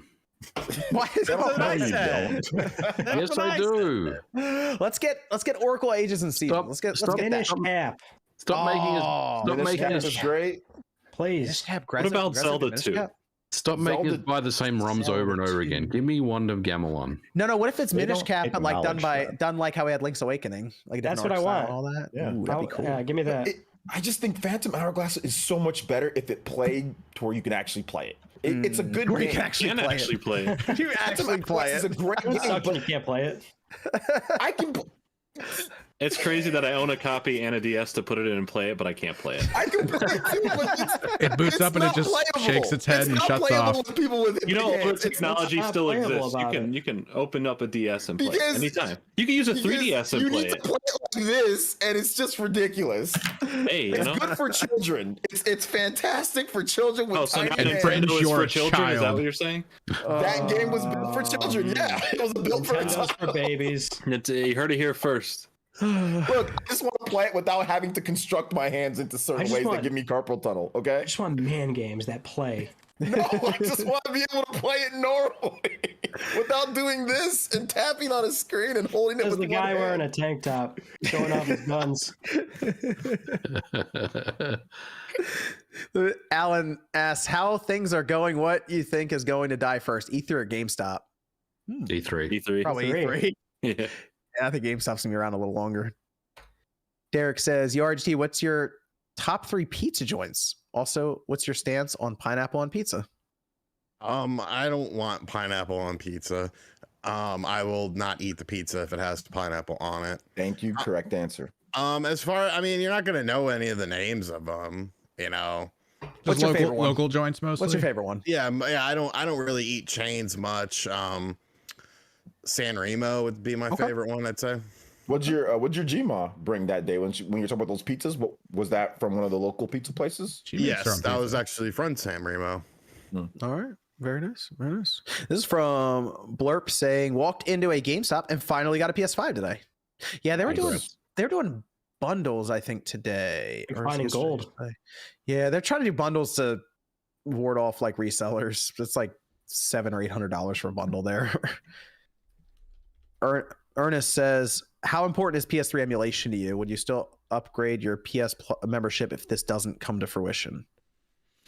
I mean, I would like it because there are some really good PS3 titles, and I think if they enhance them, it would be incredible. So, They'd have to be enhanced because otherwise be it doesn't enhanced, mean yeah. much to me. I mean, I have like 13 of these things around my house. yeah, but I don't like that DualShock 3 controller. See, I'm weird. I like playing with it. Oh, I don't like that controller. I like it It's too. like this. It's like the same shell for the last 20 something years. I have to play with it. That DualShock 4 just like slap that thing around.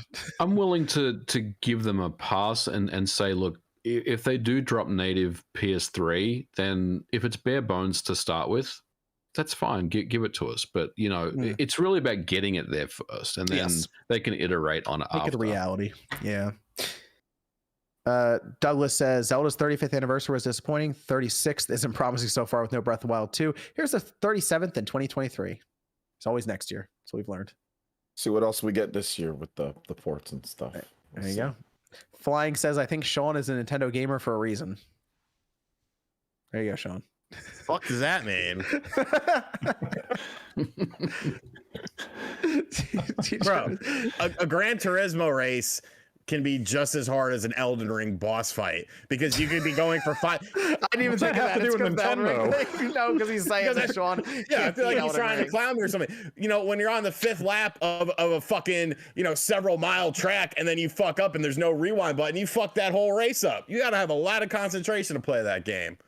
All I know is that you had to switch to Dr. Mario because you're getting your ass kicked in F-Zero X. Yeah, and I beat you. Because I'm colorblind, and you had to pick the game that you have to match colored Talk to God, not me. If you want to challenge Sean, all you have to do is get him Labo, okay? Oh, now that I can't do that. Yeah, Labo. That's Sean's Elden Ring. I didn't know. I never thought together cardboard boxes before you buy. People compare. I didn't know the difficulty was the right thing. Gran Turismo, man. The Dark Souls of racing games. There you go. I'm saying play a Gran Turismo game where you can't do a rewind feature, and you spent 30 plus minutes going around a track. Yeah, that is really frustrating. Just a little bit. Dude, I was a hardcore PS1 days back when it was like brand new. I played through everything, Gran Turismo 1 and Gran Turismo 2. Gran Turismo A-Spec is when I kind of fell off, like I said, because I got a real car and I just didn't feel like but I got a real car. I started driving all crazy and shit back in the day. I got a real car, and I felt that driving fake cars wasn't as was not the no, cool but then thing you start driving the cars in the game, and you're like, oh, I want to get this car. This is the car I want to buy. And I did, and then I started working. Like I said, I worked at the rental car place, and I was being able to drive all sorts of cars. So what's the point of playing the game when I can drive Camaros and Beamers and all these different type of cars? So that's what happened to me. But I'm a unique situation. Yeah. It's not different. You weren't there. I'm telling you. There was one Camaro, it like shoots out like a projection of like the speedometer and stuff. It was freaking crazy.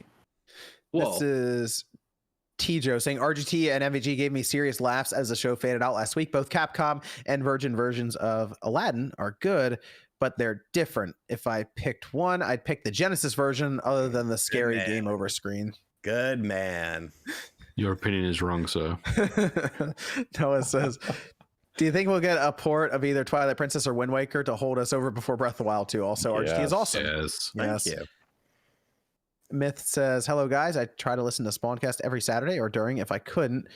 Thanks so much for the hard work, especially at John, RGT85, and OG.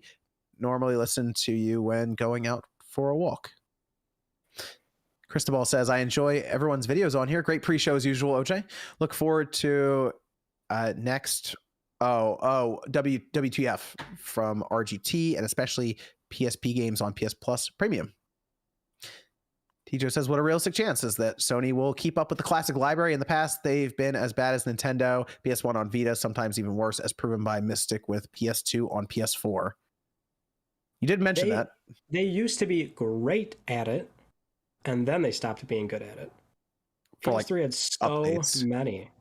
Yeah, so like many consistent PS1 updates. and 2 class. Yeah, hundreds. I remember they added, this was with the Vita, they added Mega Man X4, 5, and 6, and then they took them away, if I'm remembering correctly. Did they? They had them on the store. I bought X4. I didn't get X5 or X6, and I went back like 2 years later, and they were just gone, but I could still get X4. So I don't know if there was a thing with Capcom, because they did the Legacy Collection later on, and they didn't want to have them on the PlayStation Store or something. Maybe. But that was weird even, so... I'm hoping with this service they have a reason to update They it used to be consistently. so good at it. Like the Japanese store on PS3 has like 700 PS1 games. Wow. Like, okay. That's insane. So, granted that was a long time ago, but it's not like it's sure the license can be a problem, but we've seen that they can get it done. Yeah. Okay. We gotta get that game list. I just gotta see what they have for us. They have to have something that's like, all right, I need to pick this up because, like, yeah, they have to have something, I think, to entice people for initial sign up.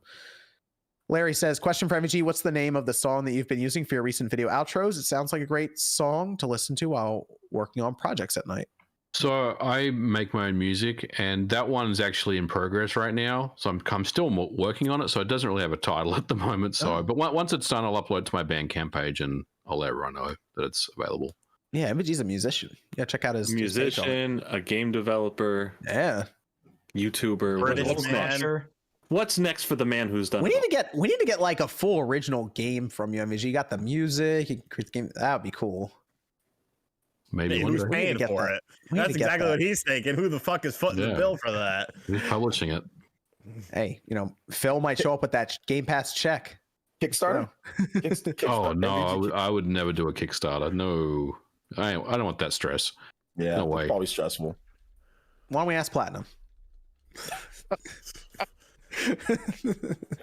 Yeah, about that. Yeah.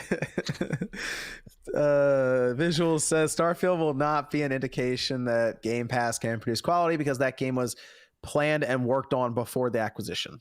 I mean, that is a good point, but the fact remains it's still coming to Game Pass day one. So, you know, you got to That's true. You got to take it on its merits, I guess. But Game Pass doesn't produce any game. No, he means Microsoft, like Microsoft in general, like Xbox, like can Game Pass, can they make enough to make sure that the games that release on there are high quality and good? Because we heard what Jim Ryan said, right? That they don't feel that, you know, that we can't invest into the games and then put them on there for that. So can they prove that Game Pass can be sustainable and actually fund big AAA games, consistent releases? I think that's what he's trying to get at. Yeah. Starfield was already being done before they bought it, you know, whatever. So that's, I think, what he's trying to get at there, which we still haven't seen. Halo launched, game was busted. Obviously, Forza, that was pretty good, right? Yeah, Forza was good. But the other game, what they have, Psychonauts. Psychonauts 2 already. Yeah, I mean, it got delayed because Microsoft had the money to allow them to delay it. But you're right, it was, concept was there, the game was mostly done. We haven't seen anything consistent, high quality releases like every 3 months or whatever the case is. It's always it's spotty as hell, you know. Or just Microsoft just needs to basically prove it. So that's kind of what we're waiting for. Like if I feel like if Avowed comes out and that's good, it'd be a step in the right direction. I just want, like, they have Rare. Like they own Rare and all of Rare's IPs, and there's been damn near nothing, man. I think that's what gets me. Sea of Thieves. Sea of Thieves. That's their most successful game they've ever created. Hey, OJ, guess what's coming next? Sea of Thieves 2 now. Exactly. Everwild. They just gotta figure out the concept for Everwild. That's a new. They have Killer Instinct. Rare's so great that they didn't even work on their own IP. They got somebody else to do that. Yeah, they're trying to figure out how to make Killer Instinct. Apparently, Banjo-Kazooie's been dead since Nuts and Bolts. That's your Perfect Dark got taken away from Rare. Like Conker's bad for Conker. There's no Conker. There's no anything from, like, all their IPs that they have. GoldenEye might be coming back. We'll see. Is Rare doing it? No, Rare's not doing it. Well, I mean, kind of. They already did it, didn't they? Like, so it's just been sitting there. The problem is that people want Rare to go back to their heyday, and like Banjo-Kazooie is one of the games that's brought up very often. And Rare has said repeatedly, we don't want to make another Banjo-Kazooie game. We're done with it. If you want a Banjo-Kazooie, if Microsoft wants a Banjo-Kazooie, they have to find an external publisher. They want to make Connected Ventures, and they want to make all this other shit. They seem really happy with Sea of Thieves. Like Sea of Thieves, they're like super proud of that game. Connected Ventures 2. They don't want to make Killer Instinct. They don't want to make all these cool games that they have. Like, for real, they don't want to make all. Okay, yeah. If that's what they say. The head of Rare has come out and said we do not have any interest to make a new Banjo-Kazooie. I think Rare game. is a lot different than people like. A lot of people have come and gone, and it's a different same name, different than people. we remember. Yeah, it's ever since the Stampers dipped, it's a different company. Because the old school Rare would never. They would have been like, yo, hell yeah, new Banjo, new Perfect Dark, new, new Conker, new whatever. Like this Rare is just. I mean, Sea of Thieves is cool, live service, but that's not what I would like to see from. But that's just me, I guess. Yeah. I mean, I think a lot of people would like to see Banjo come back. That'd be cool to see, like a current version of that game. Because Killer Instinct got brought back. It's pretty freaking good. But although they didn't necessarily work on it, I mean, they did some consulting. But Killer Instinct was pretty damn good. This is from David saying, shout out to RGA5 for some truly fresh and innovative bars regarding booty. You're welcome. Thank you, Sean. What did they have for dinner? I think you have a chance to make it in the rap game. Now I'm just waiting for the expose on John. It's coming. We got 36 37 part. Oh, sorry, that was part 1. That was part 1. See, you make fun of me for listening to podcasts. Nate just listens to talk radio. But but I listen to music. Something don't do. Yeah, Batu Bay. Yeah, Robert Leal. I listen to a lot of music. I don't just listen to talk radio. When I'm in the car, I choose between, if it's, during baseball season, I'll put on WFAN, but I'll also listen to music. Sounds like at least a 30-part expose on that, Sean. This is from Paul saying, love you guys. When will we see a Bloodborne patch? That's a great question. Full Bloodborne remake coming out next year. There you go. Heard it here first. Georgie says, you guys disregard or forget that Xbox games have microtransactions, which Netflix, Spotify do not have. RGT, Azure is linked to Xbox with services, Sega and IO Interactive. Okay. You're right. What? I mean, a lot of games have microtransactions now from these first-party devs. There's first-party studios, so yeah. Shrek says PlayStation's PS service needs to be better for PC players. It's just streaming. I mean, let's be real. The emulators could run on PC if they really wanted them to, and then there'd just be system requirements and all that. I think we're far away from that happening, but eventually they probably should do something like that. They seem to be getting more interested in PC, but it's definitely like a slow burn process of them getting there. They're way too slow at this. Yeah. Hey, maybe, I mean, we thought Nix's was bought for like porting games. Maybe they picked them up and they're like, hey, can we make some of this stuff work through our subscription service on PC, like natively? Ron says, only problem with the service comparison is people spend money on games, cosmetics, and microtransactions, but services like Netflix only receive the monthly fee.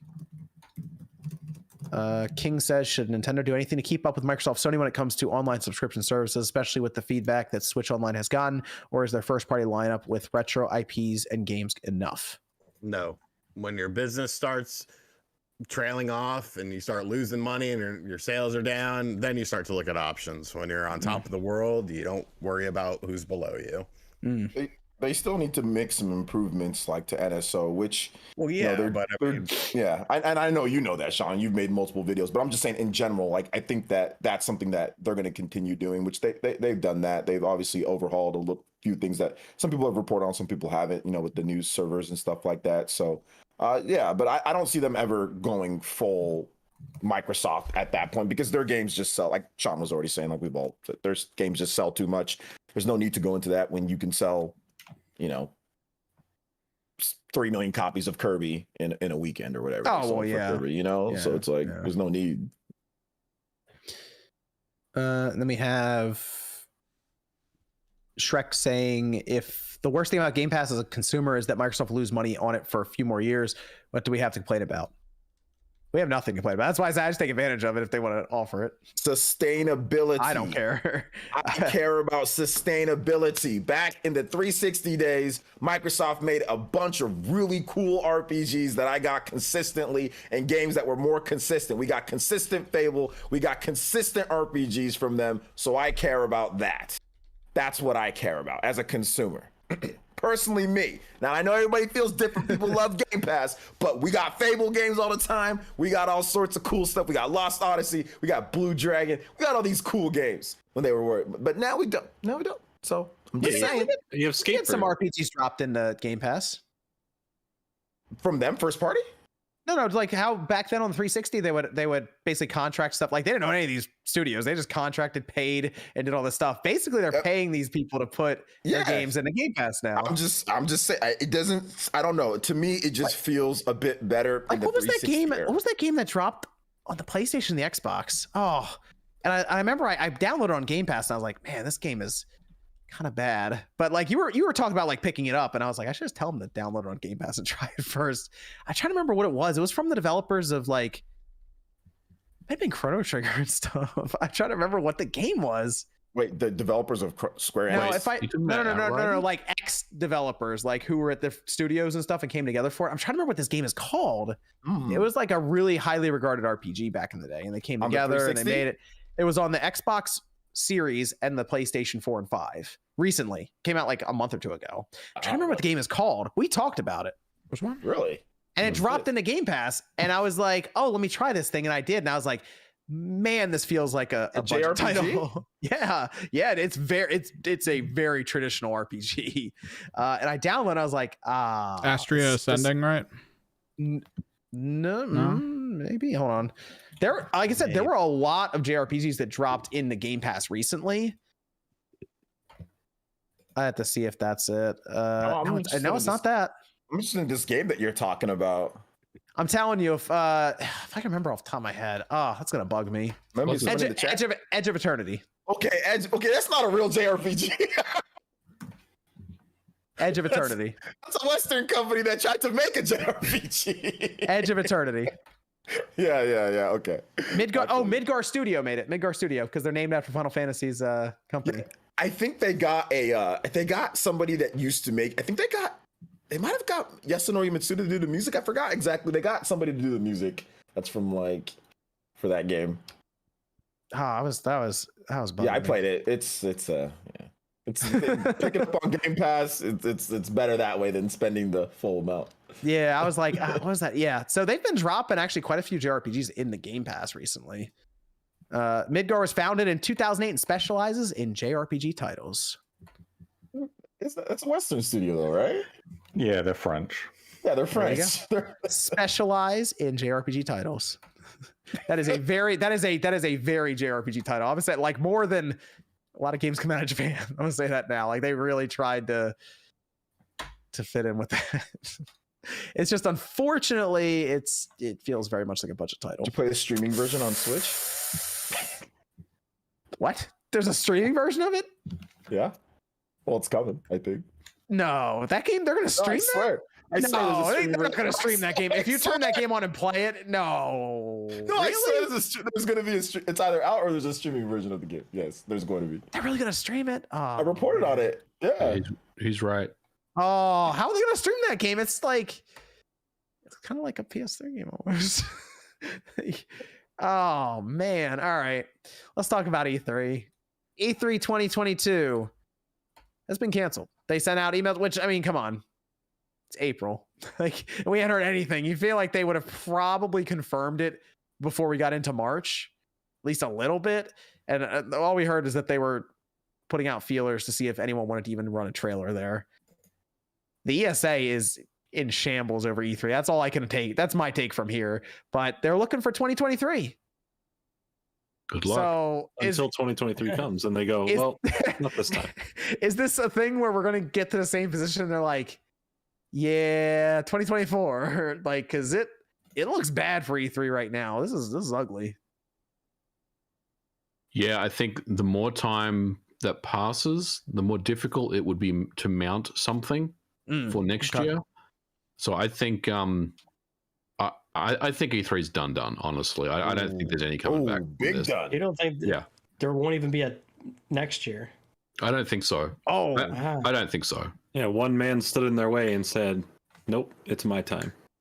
wow. Well, I mean, that is true, but like I'm thinking more along the lines of, you know, the ESA was probably talking to the big publishers, the big hardware makers, trying to get their buy-in on an E3. And I think most of them probably just turned around and said, well, what do we get out of this? We don't need to do this. You know, we can already put on successful shows. Sony, there is no way Sony's going to be involved in this. They haven't been involved in this for years. Microsoft had a very good virtual presentation last year, if you guys remember that. Probably the best one they've had for a long time. Nintendo obviously always knocks it out of the park with directs. I mean, there's no reason why this needs to be a thing anymore. I think the industry is moving on from the E3 presentation. I don't think we'll ever see it again. Wow. I think it's done. End of an era, huh? You think that's it? What I think so. What about like the person like developer stuff that you talked about? Well, I mean, GDC was just last week, right? And that is more than I mean that is what that show is for, you know. So the person-to-person thing can continue to be done at shows like PAX. PAX, Tokyo Game Show, Gamescom. Yeah, there are other shows where those things can continue. Plus, GDC is probably the biggest one of the year.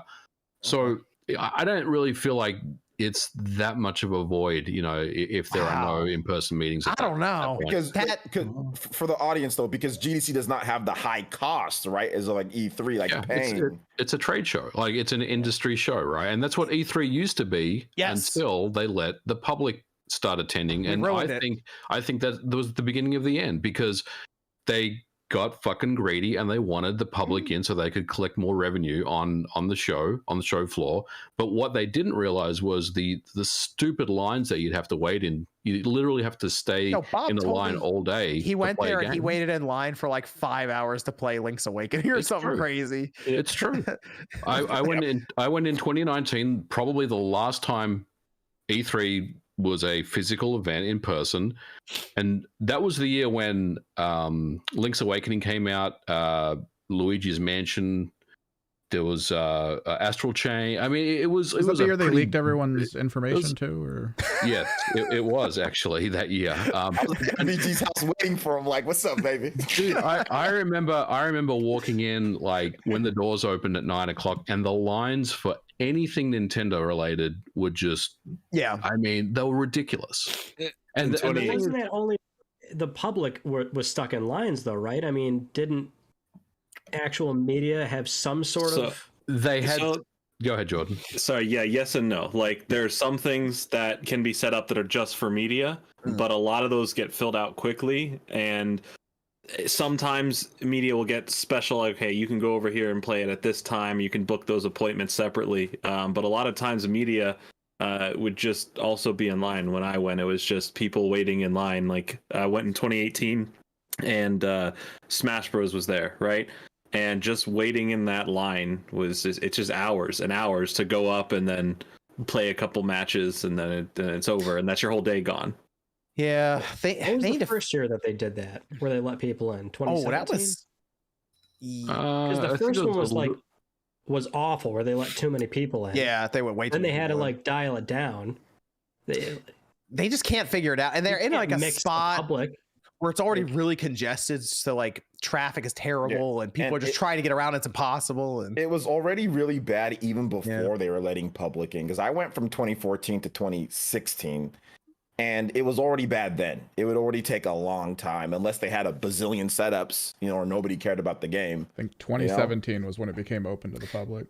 Okay. And it was already bad, like before, like when it was just media developers. It was already bad then. It was already taking forever. I think they might just have to go back, if they're gonna do it, to just being a trade show, like you were saying, MVG. Just I know the public like getting in, I'm sure, and all, but like clearly they have issues just being able to accommodate the public, and it's just not working. So like you go there and you feel like you waste your time if you're in line for 5 or 6 hours to play a game. It's like it's such a waste. We just need a point even where that's where streaming games should be used. Like that's the utility. It's like, all right, you're at home, we're just going to stream the game to you. You can demo it right from your couch for this long, and that's it. There's no data download or anything, so you can't data mine the stuff, any of that. Like the Sony lines were freaking long too. Like I bet Bloodborne was forever, Horizon was forever, and they would box you up, so then you'd be stuck in the tunnel with a bunch of people, like because they had like these weird setups for it. It was interesting. Although Microsoft's was always super fun and easy to get in line and play everything. Like I played the Fable game that got canceled. Yeah, I played that. There was an MMO or something like that, and it was cool. I liked it. I have footage of it and everything. I was like, this looks like it's gonna be great. And then they canceled it. Lionhead, whatever. But yeah, Microsoft's was always super easy to play whatever you wanted to. I played the Rare Replay before that came out and all that stuff. What do you think over there, Nate? How do they fix E3? You don't. Oh, Nate's just ready to bury this thing. It's over. E3 ended when they moved it to Santa Monica about a decade ago, and it was the E3 that was dubbed the Ghost Town. They tried to change it then, and the problem is that the ESA isn't aware of what the actual problem is. And the problem is, as MVG alluded to, GDC is now what E3 used to be pivotal for. E3 was the gathering of developers and publishers to meet and exchange ideas and make contracts. GDC has replaced that. Gamescom has replaced that. Tokyo Game Show has replaced that.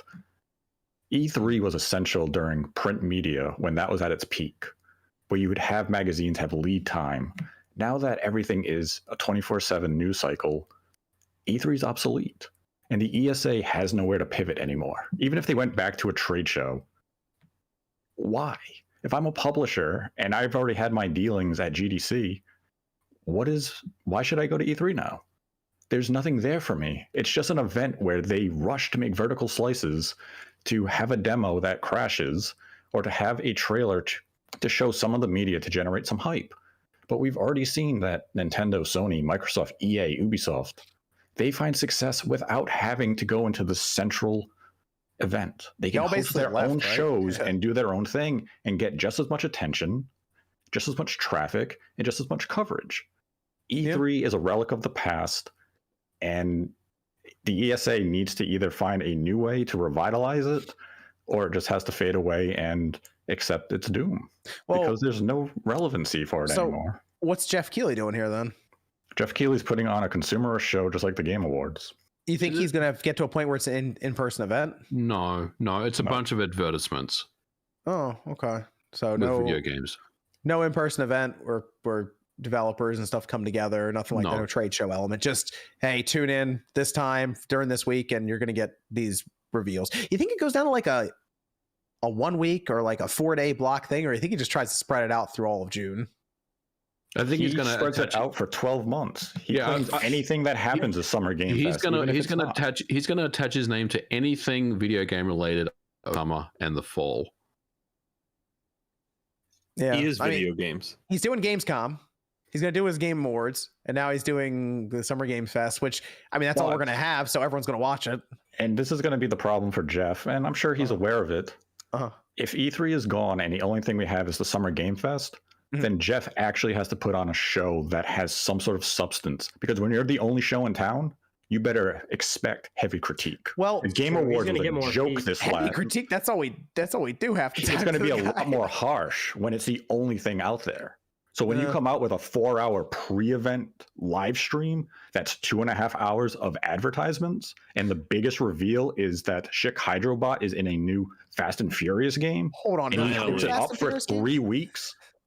People are going to be right when they say this is a bunch of bullshit. Nate, to be fair though to Jeff, I mean, I got to give him credit. This dude, I'll get on Twitter. He's in Twitter spaces with people talking about the show. He let Sean come on one of those and talk to him. You gotta give him, I got to give Jeff some credit on this. We'll he actually shows up. He even talks sometimes, like if you put a criticism, he doesn't ever lash out too much. I haven't really seen him kind of like lash back out. There's been like a time or two, but for the most part, he takes it in stride. We're talking about it. What about that victory lap tweet that he posted when E3 was canceled? He immediately was like, "Summer Game Fest coming this." I mean, because he's gonna make hella money. Yeah, off that. He saw the money just go up right there. He said, "Ooh, I got a raise this year." Dude's making tons of money. So I mean, he's gonna get some companies who will gladly participate in it. But we've seen this time and time again from him. The majority of these companies end up being Chinese indie companies who make MOBAs, and we might see a few big third parties have like 1 or 2 major reveals. I mean, he might get. But look at the Sony Game Awards. The Game Awards was overhyped. What was the big reveal at the Game Awards that he hyped up for 3 months? Wonder Woman CGI, baby. I don't even remember. What was the big thing? Exactly. I honestly don't remember. The Elden Ring pot. Yeah, remember when he hyped that thing up just for the pot to walk out and say, "I'm a pot from Elden Ring," Isn't that and then one of walked the off the greatest stage. games ever Didn't made? say anything, Nate. We got the Hellblade gameplay trailer. Yeah, We would not have. that was pretty good. Wonder Woman, that was pretty good too. If it weren't for GF. So that Wonder Woman that game looks dope, man. I love the gameplay that they showed in that game. It looked really good. But like, look at all the criticism the Game Awards gets in terms of reveals and announcements. Now, if that's the only thing that's going to happen over the summer frame, it's going to get a lot more critique because E3's not there to kind of take some of that buffer off. But if I'm Nintendo, Microsoft, or Sony, do what you've been doing. You don't have to be part of any singular show. Do your presentation and enjoy. You know what's going to happen. Nintendo's going to be like, we got this Nintendo Direct. Tune in for 40 minutes of this, and this. And look at Breath of the Wild 2, Metroid Prime 4, and 5 will both be there. And Jeff Keighley's going to be like, that's Summer Games Fest. Yeah, he'll throw it on there and say, "That's my show." He's gonna. I'm restreaming it on my Twitch channel. Yeah, he's gonna attach Summer Game Fest to any live stream event, just like he did last year. It was like Nintendo's Direct was part of Summer Game Fest while also officially part of E3. How can it be both? I mean, Ubisoft Forward apparently is going to happen ahead of June, is what the word's been, like maybe May or something. Why? It's not even summer yet. He's going to be like, it's Summer Games Fest time. Here we go. That's what he did last year. It was an announcement. It was like a press release. Just hit Twitter. It was like Activision's like, we're making a Tony Hawk stick. Summer Games Fest. Like, no. Well, apparently though, did you guys hear what he said though? It's not going to be spread over 3 months or whatever it was. It's going to be maybe 1 month this time. Well, that's because we thought Summer Games Fest was still going a year later from the previous year, because he never concluded. Yeah, it never actually concluded. It just kept going. Like, we were in October and he was still tweeting out things were part of Summer Game Fest. We're still doing Summer Game Fest 2020 right now. I assume he's just going to do a week long. Is the idea, right? Like that would make sense, right? A week long block. Sure. You get everything in there. You try to schedule it around the direct so you can claim that too. Yeah, but let's say he does do a week. He claims whatever week, the second week of June is Summer Game Fest.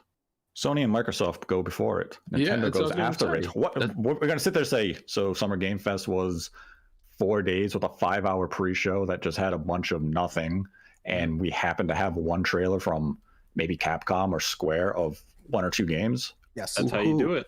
Then that show's going to be critiqued heavily, and it's going to be Jeff. He's got to be ahead of all those shows. I still watched it though. I mean, it'll be interesting to see. I feel like he will try to claim events if they pop up though. But who knows? Maybe he gets them. Maybe he's like, hey, there's no E3. You might as well show up in Summer Games Fest. That's the place right there. E3 though, wow, that's crazy. It'd be gone. No more E3. It's the end of an era. As from a fan point, nothing really changes. I'm selfishly upset that E3 isn't happening. Why? He likes covering There's still going to be live streaming. There's going to be live streams though, Sean. Yeah, but it's nice and structured. Because my fucking cousin was like, hey, I'm having a going away party for my little brother who she adopted because he's going to the army. I was like, when are you doing it? She was like, either the second week of June or the last week of June. I was like, well, both of those are shit times for me. Yeah, it is. You got too many games, then you have E3 potentially. Yeah. And I've already tried to weasel out of it, but like, you can't because his family going away. And I'm like, well, you need to fucking make a decision. And then, I would rather her do it now, the second week of June, because E3 isn't going to be there. But I'm missing out on money. You're fucking up my money. Don't worry, Sean. You can still stream an Ubisoft event and get copyright struck. Well, I don't stream those. I just react to them and be like, this is bullshit. Just get your camera and your laptop and just bring one light with you and a microphone. You can make it work. Bring one. Yeah. Listen, Sean, you have no excuse, bro. I was in crusty internet Africa streaming. All right, the freaking lights were going out while I was streaming, bro. Like the lights were going out. It was, dude. It was like less than 1 megabyte or something like that. And I made it work. I don't mind all these publishers doing their own thing. I'm okay with that over the summer. I mean, it's nice to have that one block of like, okay, we know Capcom's going, Square's going, Ubisoft's going, Devolver's going to do their thing, Nintendo, Microsoft. The predictability of it, that was nice. Yeah, to know it was there every time, and here's exactly when this and this is starting. I mean, although at the same time, I think the absence of E3 can prove beneficial for publishers because we've already seen how EA said there was going to be no EA Play this year. Yeah, timing. So they weren't going to be part of any E3 due to timing.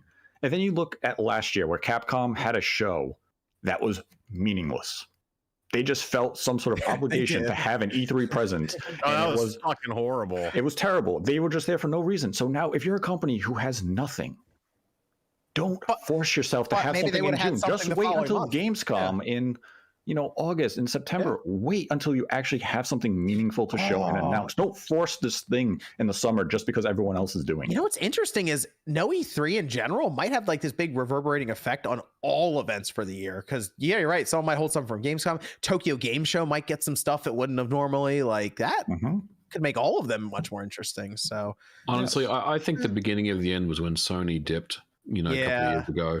That was the writing on the wall right there. I used to buy like most of the floor space there, like every year. Mm-hmm. So when they left, that was big. Man, that guy with the flute really, that just messed everything up. That guy with the flute, man. That messed everything up. Oh man, like that's what everyone looks back on now, and it's like that was it for Sony. They had to move people apparently between buildings and all this stuff. Yeah, it was a very awkward. I am going to miss the 2-hour, just ridiculously weird press conferences. Yeah.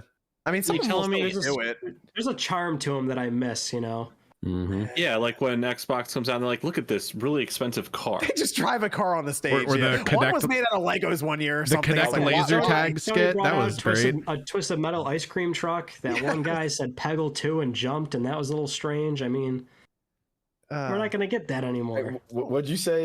Wasted money. There was that Connect laser tag thing that Xbox threw out where they just had people run out into the audience and I was just like, why is this happening? But what about a Stadia event this year? A Stadia event? They'll stream it. Do another Stadia event. That's like my best live stream ever. So do another Amico event? Oh, gosh. God, I wish. Damn. They killed it last year. Maybe Apple really will just introduce a console and have their own event this year. There you go. Apple Scottie Pippen too. Nobody will get invited to it. There's rumors going on Apple. Wouldn't it have been weird if they were the ones who bought Activision? They're making iOS games. That'd been a whole thing. Rumors that they might have make their own console at one point. It's really weird. Evan, we got Discord questions over there. Last one. Would like some suggestions for someone that is interested in going to a video game convention of some sort for the first time. I don't know if it matters, but I'd like to go with one with my wife. Could have okay, this is all where she could have fun, and she also likes board games as well. Yeah, I mean, that kind of thing is mostly PAX for the big ones, but Too Many Games does have a board game section. They have a lot of board game stuff there too. And like there are sellers who will go there with some really unique board games as well. Like I know people look at Too Many Games, obviously as games in the title, as like just video games, but there's like a lot of art, craft stuff, very unique pieces that you only find there. Like kind of like souvenir stuff, but there is one that had board games stacked. I mean, this thing must have been 15 feet high. Like they had like shelf on shelf on shelf of board games I've never heard of. They had a couple companies testing stuff there too, or groups rather, that were making stuff. And it is a lot smaller than PAX, a lot less like fast paced and just kind of getting you all over.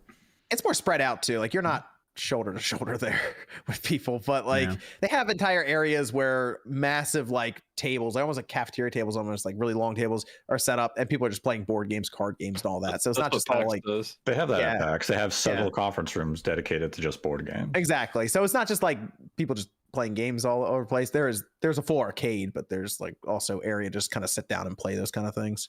But as for like getting around the convention, I always tell people just spend some time looking around before you buy anything, because it happens a lot where people buy something and realize there was something else on the floor they wanted to get before they saw it. So that's my biggest thing. Bring deodorant. I mean, that's just like life. Yeah, well, when you go to these conventions, 95% of the people don't seem to know that. Okay, well, yeah, do that. Yeah, bring personal hygiene products. He's got a wife though, so he probably knows the deal. This is from Ghost Sniper. Says Western game devs are experiencing a massive brain drain. Oh, BioWare, Bungie, DICE, Retro, Bethesda are examples. Japanese devs seek qualified devs. No, Bungie's been rolling along. Dude, that's Bungie's doing well. Bethesda's about to drop Starfield. There's people a lot of expectations for that. I don't know. BioWare. Well, you can't all. Man, we got Doom Eternal. I mean, I guess the Western developers have been doing some good stuff, you know. But I guess maybe. I mean, what was the It Takes Two? That's Western, right? Mm-hmm. What about Deathloop? That was Western. The people who made Metroid Prime or Metroid Dread is Western. I think they're looking at. I think Starfield's going to be a big one to see how that does this holiday, and everything's building up to that right now from Microsoft. So Bethesda, we'll see. Foxy says, I'm still thinking about starting to play Metal Gear Solid. Should I start with the original or Twin Snakes? Also, RGT for Content Creator of the Year. Thank you. I hope so. I want to see him walk up on stage and take that award. I got to hear the speech. You're going to cut him off. Metal Gear Solid. Walk up and slap him. Twin Snakes. I don't know. Something about just that original with those terrible visuals and stuff. Once you get used to it, it's not bad, though. The gameplay still holds up. I mean, there are some wonky moments, but it's still definitely very playable. Twin Snakes was funny because how stupid the cutscenes were. It was very over the top. That was what makes it great. I say play the original with the blocky visuals and stuff. Get a feel for how we saw it in the 90s, and then see everyone shits on the GameCube again. I would say Twin Snakes. I love the N64 version of Metal Gear Solid. It's fantastic. Yeah, it's called Winback, or you could maybe even a hybrid heaven. I mean, if you're just wanting to play the first game, play whichever version you can get your hands on, because the complaints with Twin Snakes aren't going to impact you. Where people said, "Oh, the first-person view ruined the boss battle with Ocelot because you have no reference to the original game." It was very easy. It was very, very easy to beat that boss though in Twin Snakes. You think Metal Gear Solid's in this PlayStation Premium? Has to be. Nope. You think they got have to be? I mean, they got that footage license? You think? Jordan, where can everyone find you? Jordan has to go. Jordan, where can everyone find you, buddy? You can find me. Oh, Jordan has to go. Okay. Yeah, I gotta dip out, but you can find me on my channel, Jordan Fringe. Appreciate you having me on, and I'll see you guys next week. Bye, Jordan. Bye, Jordan. Bye. Bye, Jordan. There's some super chats left here, and then we'll go through some of the outros. Let's see. We have Sean saying, "Dad's a Spawncast. Any cool stories of gaming with your kids? Looking forward to when my twins cry as I red shell them in Mario Kart." I like that attitude. I think. Well, I played Super Mario 3D World with my daughter pretty much all the way through, and when I beat it, I was like the greatest moment ever at that time. So that was fun. Felt really accomplished. The one son just was crashing into stuff in Forza, figured out how to drive a straight line. Now they completed a lap in Gran Turismo, so they're working their way up. So yeah, was it Daytona? What? Gran Turismo lap was it Daytona? Nice oval. No, there was an elbow in there somewhere. I gotta look at what it was. There was an elbow. It wasn't just like the one curve, because I was already doing it. I was like, you can try. He actually turned, and I was like, oh, I thought he was gonna crash the whole time. But he actually did it. He came in last, but he actually completed it. That was the thing. He didn't just go backwards the whole time. Must be nice. You have a son too. So he got around. So, I mean, sometimes it's nice. Better than none. This is from Steve saying, best complimenting games like Doom Eternal, Animal Crossing. I did a lot of crossover with the community. Have been suffering in Elden Ring, but Arceus has eased the tension. Y'all got any complimenting games? I kind of like Elden Ring and Kirby, actually. I'm thinking about it. When that had come out, and then moving right to Kirby, that was nice. Chris Rock and Will Smith. Best crossover. There you go. There we go.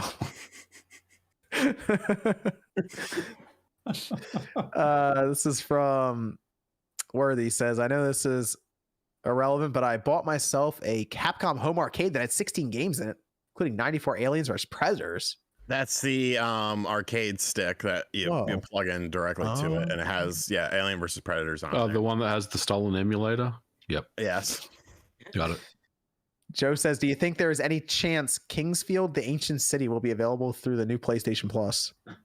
Kingsfield. Which one's that? The first FromSoft game. Yeah. No, which Kingsfield is that? Oh, I think it could be the PS2 one, actually. I just bought the first one. I wasn't happy about that. And Monroe says 3090 Ti dropped. Now my 3090 is obsolete. Is it? Is it? It's already too much. I'm on a 3060 over here, and they'll probably all be using that for the next 10 years, the way things are going. Good news. Video cards coming back in stock. It's happening. Mm-hmm. I don't know. I got a 2080. It's still. I'm telling you. Me okay. I'm telling you. By the end of this year, I think you'll walk into a Best Buy and see a video card on the shelf that's somewhat recent. Don't give them hope. I'm telling you. I think it's going to happen. That's how you know it's over. Stars are aligning. Everything. Yes, stars are aligning. There was a pair of 2060s on the shelf at Best Buy yesterday. It's a big deal. Moving up. The Uncharted Wolf says, anyone else find it weird that Persona 5 is being removed from PlayStation Plus collection, especially a month before the new PlayStation Plus drops? I have a feeling the license is up. Maybe they're getting royal. Could be. They could do that. Yeah, for the PS Plus. I wouldn't think too much into it, though. J2 Blue, does anyone think that God of War Ragnarok will be delayed to next year? No. No, it's coming out this year. I think it is too. They delayed it out of last year, even though no one thought it was coming out last year. They were just like, yeah, it's 2022. So yeah, I think that's their big, like, not holiday game, but like September title, because they don't drop stuff really in the holidays. So it'll sell good during the holiday too. But yeah. But it's like it'll debut in like September. Or something. The gameplay that they showed seemed very solid and everything. They showed a pretty big chunk of it too. So I think it's gonna be very good. Very excited for it. Omega says, appreciate you all. Thanks, Omega. Jake says, even with Breath of the Wild 2 delayed, we got an amazing fall.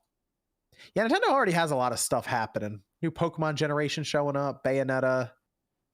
So I think they're gonna have quite a bit of stuff ready to go anyway. We were trying to figure out where they'd even put a Breath of the Wild 2 with all the stuff they were starting to pile up. It would have had to have been December. That's Yeah. that or Xeno's in there. Xenoblade 3's in there. Yeah, Xeno September. I mean, Bayonetta is probably October. It's probably October. Yeah, So, Pokemon's in November, probably. No, Pokemon's no, so it would have had to have been December. Yeah. And Mr. Jackson says, has anyone been keeping up with the RE3 and REVC lawsuit? I've not. No. Crazy. What's going on? I don't know. I'm not.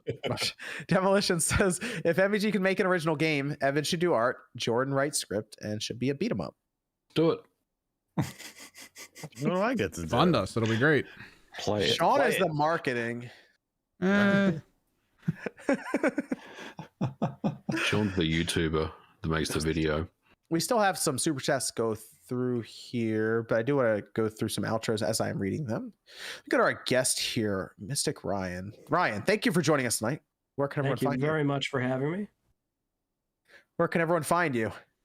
YouTube.com/MysticRB or Mystic Ryan on Twitter. Yes, you got the Let's Talk PlayStation every week. Cover all Every the week. PlayStation news. Yes, Every absolutely. week. Check it out. Check it out. Keep you up to date on all that stuff. Let's see. This is Laker saying, what does Nate think of the Dodgers getting Freddie Freeman and Craig Kimbrell? Two good players, two great acquisition by the Dodgers. I wish the Yankees would have been a little more aggressive in pursuing Freddie Freeman, but Hal Steinbrenner continues to not want to spend any money, so that means Aaron Judge better get a huge extension before opening day next week. If that does not happen, then I don't know what the hell Cashman and Steinbrenner are doing, and maybe time for Cashman to go. But Freddie Freeman is a great pickup, and even the Atlanta Braves are pretty shook up when they saw him go, so that just speaks to the quality of his talent. Great acquisition. Okay. Dante says, Mystic Spawn, MVG, RGT, thank you for getting me back into retro. Sony could have announced a Vita 2 as a subscription service, retro companion, and a system that could play PS5 games on the go. Thoughts? Love it. It happened. You never know. I'm going to say yes to everything. Anything that doesn't exist, I'm going to say yes. I want it. I mean, I want Never another say Vita, never. but like, I don't think it's gonna. Yeah. D Jones says Sony acquisitions seem to focus more on getting studios versus publishers so far, since they already make lucrative deals with third parties for time exclusives. Do they even need to pursue a publisher?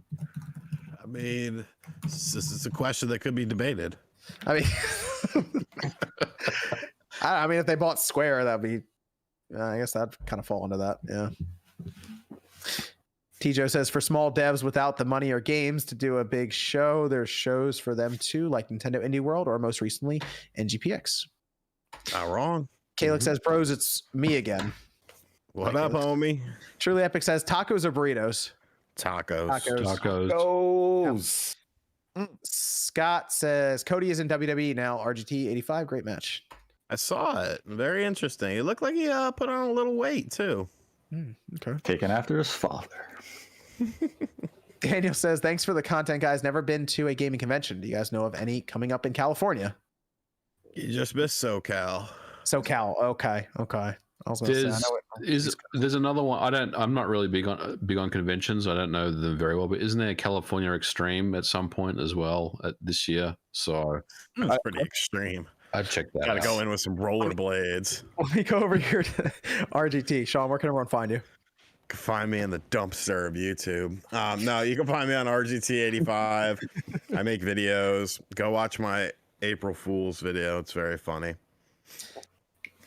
That's it. Ice says, Baby. I miss live presentations so companies can feel the feedback from crowd when do consumer practices. Games need to online check. Didn't it start coming out that like a lot of those were just paid people? Presentation that one year, everyone's jizzing their pants over. They're like, here's Fallout for the Switch where you can make your base, and you have like the one guy like, yeah. Apparently there's an open bar, a very open bar that night. Here's Elder Scrolls Heroes or whatever bar. that terrible free-to-play game was. Dragon says, you guys think Sony will do a PS Plus Crunchyroll bundle when similar to Disney Plus bundle with Hulu and UFC? Any news regarding Final Fantasy Pixel on consoles? Still It waiting on could that happen. I mean, why not throw Rolls. Crunchyroll in there? They already they own it. Why not throw it in there?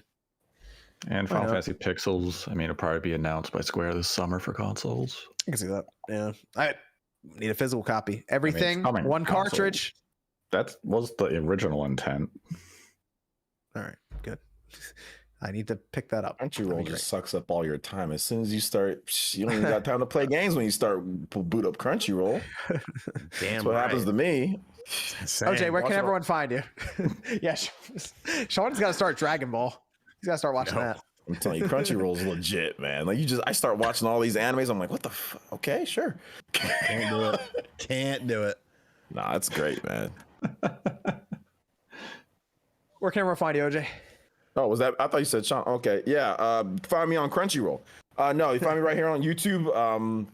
Player Essence got some cool stuff coming up this week. We had a lot of cool RPG stuff that we talked about. So if you're into Nintendo RPGs, I'm going to be making a big Final Fantasy 16 video that I'm looking forward to that game. So hopefully we get something this year from that. So look out for that. And I stream daily too. We run the Spawncast pre-show, so you can hop on over there before this show. Run that every single week, so it's a lot of fun. So yeah, thank you for having me. Player Essence on YouTube. This is from Dragon saying, will PS1 Activision games like Tenchu be on new PlayStation Plus? That'd be cool. I love Tenchu. We got a neat. Tristan there was says, actually at that other indie show that just happened, NGPX or whatever the fuck it was called. There was a game that looked a lot like Tenchu, but a little more action oriented, but it had that same camera that the original one did when you were inside of areas. Looked pretty cool. Tristan says, I hope console warriors see this comment and realizing they are ruining the fun that gaming is supposed to bring. Touch Grass, also great podcast, by the way. Thank you, Tristan. Joel says, are video games based on ecosystems? I feel like Xbox doesn't get appreciated much. If PlayStation makes $300 console, it will sell like hotcakes. Well, their $500 system does, so probably. And all right, let me see. MVG, where can everyone find you? You can find me on Twitter at Modern Vintage G and on YouTube at Modern Vintage Gamer. Check out my video on Monday. And Nate and I recorded an episode, so there will be an episode next week. I also checked out Streamlabs. John asked thoughts on the 2D Kirby collection Samus Hunter keeps teasing to be revealed this month on Twitter. Who? Samus Hunter keeps teasing to be revealed this month. I don't know who that is. The game I'm talking about is called Kamiwaza Way of the Thief. I thought that 2B Kirby collection was like found to be like fake and like typed in. Go ahead, Sean. Where was that again? Which game was it? Kamiwaza Way of the Thief. It's coming to Switch, PS4, and PC. Kamiwaza Way of the. I'm sure I spelled that completely wrong. It's with a K. Kami, like Kamiwaza. Yeah, Kame. Kame. What? Sorry, I'm not up on my fucking Japanese dialect. If you watched like 2 episodes of Dragon Ball Z, you would have say that. Did you ever play the game made by Capcom called Okami? Yeah.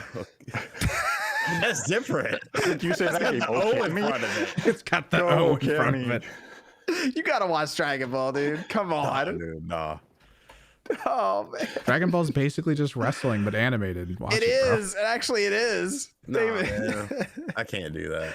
Yeah, but I can play Kamiwaza Way of the Thief because it looks cool. And you can say it right now. Ricky. Did I say it? I took my sleeping pill before the show. Ricky says, with always online games nowadays, do you think companies at least track our playtime and behavior in game to tailor a better game experience for us? Yes. Yeah, definitely. Ricky asks, recently started playing Pokemon Sword. Makes me wonder which video game do you guys think has the worst dialogue? Thanks, guys, for all of your entertaining uploads. Always watching you guys daily while I work. House of the Dead. Worst what?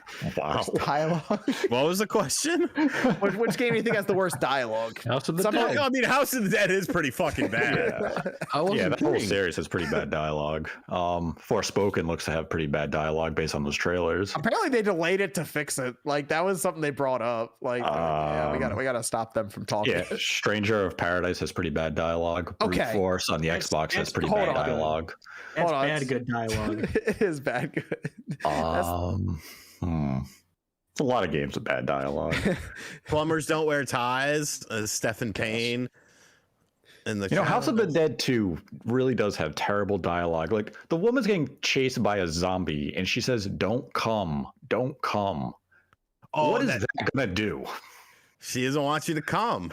Shut Did you ever watch the Edging that Ultimate zombie. Warrior Confessions video where Ultimate Warrior is doing a shoot video and someone like chopped it up to make it sound like he was engaging in relations with Vince McMahon? It is the funniest fucking thing in the world, because there's a section where it's like, you know, he tells me don't come. I said, what do you mean don't come? It's what I wanted to do. I didn't shoot it in their face. It's so fucking funny. What? It's after 11 o'clock. It's okay. Ultimate Warrior Sleeping pills hitting Confessions him. on YouTube. Bam says, of the current systems, which one would you keep if you could only have one? Of any system, which one would you keep if you could only have one? The current systems. Which one would you keep? Of any system. I don't know. I might go with the GameCube of any system.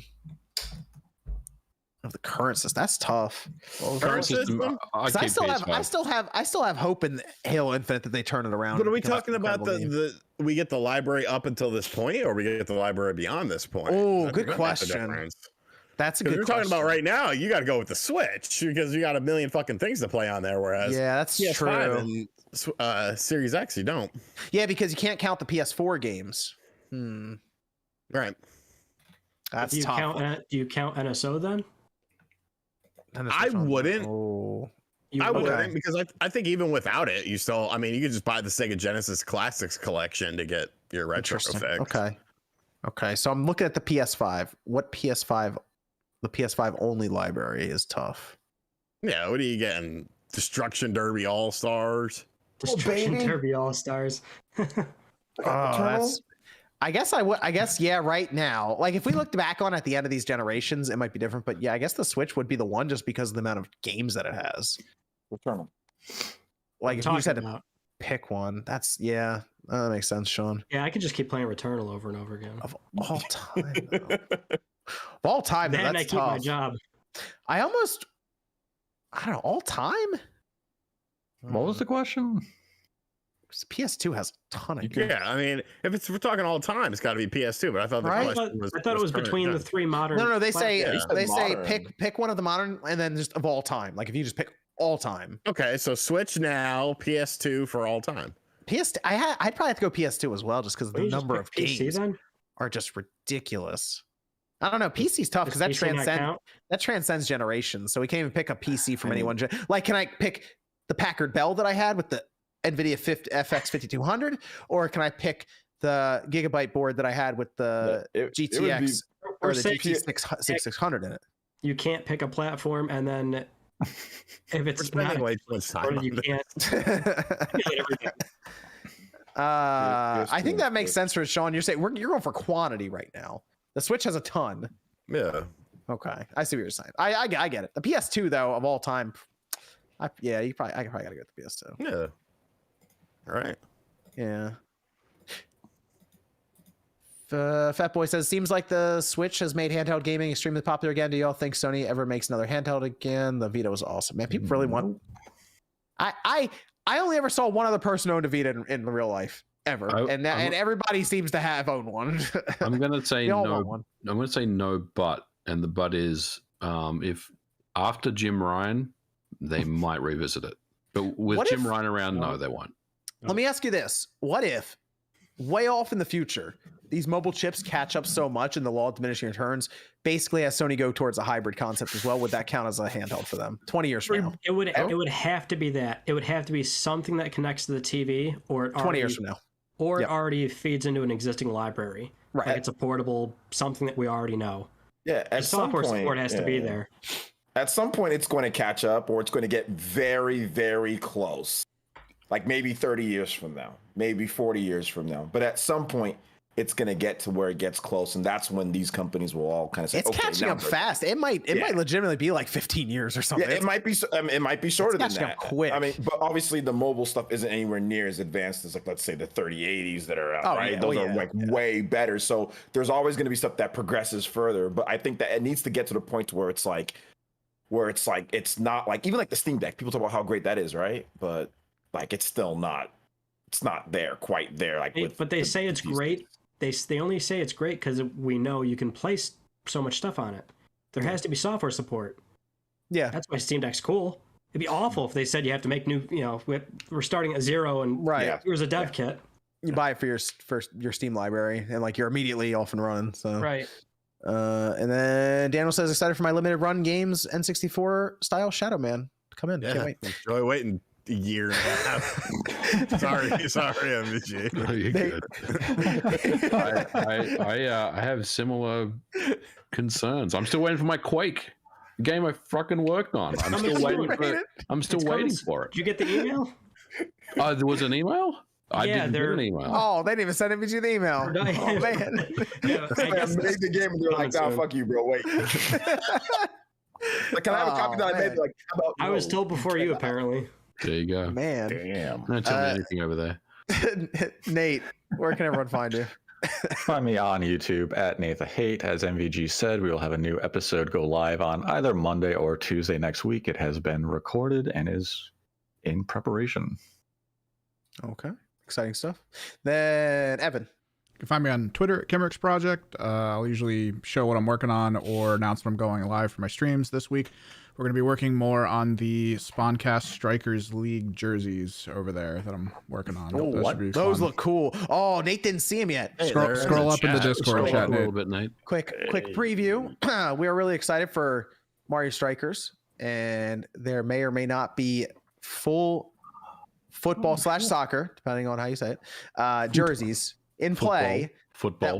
That will be picking up, and other people can pick up too on the shop. So they look really cool. Evan's been putting in some work on. What the hell do you mean with looking forward to Strikers? You're talking about the World Cup.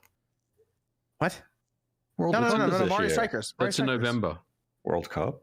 Yeah. I mean, you can wear this, Nate, for the World Cup as well. You can wear it during the World Cup. It's fine. It's fine. You're allowed to. All right, let's wrap it. They just did all the brackets. They just did the groupings. Oh my gosh! We'll talk to you about the jersey, Nate. There'll be really cool jerseys. It's gonna be really. They look really nice. I mean, put a lot of work into them. So, thanks everyone for joining us tonight. We'll be back here 9 p.m. Eastern time next Saturday, and we'll see you guys then. Sean sucks at F-Zero because he's a cheating bitch.